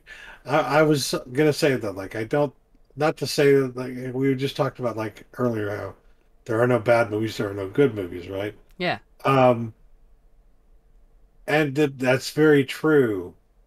But at the same time, it's just like, you know, there are movies that are not enjoyable, and then there are movies that are enjoyable, you know? Yeah. And sometimes movies that are not enjoyable can still be enjoyable for other reasons. Right. And then that movies that are enjoyable can be not enjoyable for certain reasons. This is why we talk in a certain way, because we know that every movie is someone's favorite movie. So, because we've seen a lot of movies now, we have a better understanding when you of, like, shit on someone's favorite movie, when you shit on someone's favorite movie, they stop watching you. They stop caring about you, what you do, because, like, you're shitting on something they identify with. So, like, that's why we talk more neutrally about the films when we talk about what we didn't like and we did like, instead of it was good or bad, because that's all totally subjective. We can talk about what we did like, give it a rating star, and that's a personal rating, you know? That's just based on other movies I've seen, so then you understand where it sits in my opinion of the whole landscape of my films I've liked, right? So, yeah, I don't know. It's like mediocre it's the enemy because you did the only sin of movies, and that's I boring would me. say mediocre is definitely more of an enemy because it's like usually happens when nobody's even You can trying to be do whatever you anything. want, but you can't be It's just boring. like, yeah. And if And you're really I bad, there's find something to it talk about. If you're really good, there's something to talk about. I find it interesting that most mediocre films come from the Hollywood studio system Mm-hmm. because people are being shoehorned into I mean, doing things a certain way, to telling a specific yes. story, to having They're back to specific scenes, specific the actors, back to and the like, factory mentality of making movies, which is yes, interesting. We got back full circle. yeah, The studio system is back, unfortunately. of course. I'm undeniably affected still by the blockbuster era, but Right. I mean, we have long since passed the point at which they should have basically gone New Hollywood again, and they have yet to fully commit That's to that. because streaming opened up the market that we didn't have to. Yeah, streaming became It allows that because the new now New their Hollywood, movie so to might their speak. movie might suck, but then someone else is watching 5 other movies that they like better, and that's still on the same streaming service or whatever. You know, like Mhm. it balances out in the end for them. The idea being, I'm about to sneeze. Hold on. Bless you. So yeah, mediocre movies are worse than bad movies because at least a bad or quote unquote bad movie, because at least those movies can be entertaining, but mediocre movies tend not to be entertaining because, you know, either most of the people involved with them did not have the heart for it, or um It's interference or something missing. yeah, So it's that's just something. something missing. Yeah. And the thing is, it's like you'll notice when we talk about movies that are mediocre, like we give movies that are 6 stars, we don't have a lot to talk about them usually. You There's know, just usually not much to we talk say. for like 3 minutes about that movie and move on. Meanwhile, we talk for like 5 minutes about fucking Bad Men, a movie I didn't actually intend to talk about. Dangerous Men, yeah. Dangerous Men, sorry. Mad Men I haven't seen yet. Apologies. But like, But yeah, you know, so yeah, mediocre art's the real bad art. It's the stuff that's not bad enough and it's not good enough. That's just blah. Quote it's unquote bad, just quote meh. unquote good enough. Well made to not well made. It's 'cause there's a middle part where it's like it's well enough made, so it's not like a fucking accident on wheels like some of the best fucking bad movies are, right? And it's not so good made. Can It's your film bring out the yeah. passion in me? Whether that passion be passionately disliking certain things about it or passionately loving certain things about it or Exactly. passionately laughing about how ridiculous certain aspects of it are. Passion is the key. Right? If I'm watching your movie and I feel nothing, that's a problem. Right? Right, exactly. You know Like what I we you know what skipped I over a like to movie. watch? We skipped over a movie in Search of Darkness. We're not going to go in depth about it, but we just didn't think it was anything to talk about that movie. It's just a bunch of trailers and some people To talking be about the fair, in movie. that case, it is definitely, I think, we were impacted by the fact that we already know a lot about a lot of the Yep. movies that are in it. It's a good And primer it's if you're like, new to horror. exactly, I can understand how this would be But I can't give you a great. rating And because we it's are still interested in watching the next movies in yeah. the Insert of I didn't Darkness give a good series. rating because it's my personal review about But yeah, how necessary this is to me basically. Like I said, if yeah. you're new to horror, this will be like a Bible to you for a long time, I think. For a lot of new horror fans, this will end up being like a Bible. Kind Like, of like in general, if you're new to film, you definitely need to watch Mark Cousins' The Story of Film because that's like oh a my Bible of god. film right there. And then we go, and then there's a man, and If he's I mean, talking. it's funny people talk about the special features of DVDs. They talked about that being like a film school in a box. The story of film is quite literally film school in a box. And I mean that. Like, Yeah. it doesn't go quite as into detail about Doesn't certain teach you how to things make as you'll movies. get in a It's college. a film history class in a box. But yes. But at the same time, it goes into at least a little bit of detail about almost everything that you will learn in a film history uh, across several film history classes. So yeah, I highly recommend that one. The story of the film. I don't know where it's streaming. For It was streaming a long film time Bible. ago on whatchamacallit? Amazon, I think. Yeah. But it's no longer there. Ooh, there's a The Blu-ray. DVDs you can still get. There's a fucking UK Blu-ray. For fuck's sakes, that's going in my cart. Holy shit. I didn't know there was going to be a Blu-ray. Oh, it is. It's still on Prime, actually. Oh, is it? Okay, I didn't see the other listening then. It's worth watching. It's 100% worth watching. Included with Fandor. Oh, no. That's on not... Amazon for $3.99 a month. That's not it. But yes, it's definitely a good one. You will have to get used to. It's on Tubi. It's on Tubi. It's on Tubi. All hail Tubi, our new favorite streaming service. I mean, it's still 900 minutes, by the way. It's not a short watch. It's like 10 episodes, if I remember correctly. Yeah. Yes. You will have to get used to Mark Cousins' way of speaking. It can be a little grating. That's what all the negative reviews are, people who don't like the way he talks. But it's worth getting used to the way he talks to just. It's a great primer for a film. Important film. Take notes the entire way through. I'm sure there's a letterbox list for the whole thing, for the story if you of the film. see, basically, you see him talking about a movie and you're just entranced by the movie he's talking about, write the name of the movie down.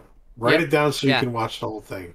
Yeah, and by the end of this fucking series, you will have a list of at least 50 fucking titles to watch. So, and do it. I would say, yeah, like it's worth watching. It's really good. I'll probably end up rewatching it like more than And if you're once not familiar with horror movies, or if you're new to horror movies in some way, shape, or form, like there's a lot of classics that you haven't seen yet, then I would still recommend In Search of Darkness. That's what I can recommend as a primer for that. I don't think there's anything we can talk about review-wise, is my point. So that's why we didn't really talk about it during the episode. There were a few small things here and there that I learned about in that documentary that I didn't know about. But other than that, was obnoxious. Yes. Not like on a personal level. I didn't have as much of a problem with him. I was annoyed by the way he spoke. It's not like a personal. I don't have any personal thing against him. I'm just like I'm just like It's like some people just have a voice that makes you just go, no, I want to. It wasn't just his voice though. He was saying things that were kind of like the way sussy. He talked about film were a little sus. Yeah. But yeah, I mean, like I don't think it was bad or it wasn't like a big enough detractor or anything. My poor rating on Letterboxd is simply because it was not really. It was kind of just like a retread for me. I'm looking forward to seeing the other two volumes, which probably contain stuff I've never seen. So that's what I'm hoping for. So, plus I want to see the sci-fi one, even though guess what? It's probably all movies I've seen.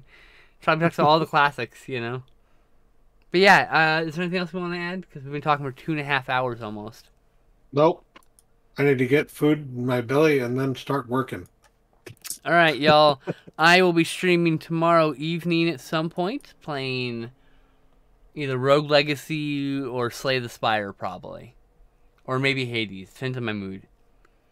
And I'll also be streaming on Saturday, time indeterminate at present. And Sunday, I'll be streaming at noon Pacific. All times are Pacific, so. I'm guessing I'll be streaming around between 4 and 5 Pacific. That's what my guess would be. So 8, like 7 or 8 Eastern time, yada, yada, yada. So yeah, I hope to see you all there, and take it easy. Bye!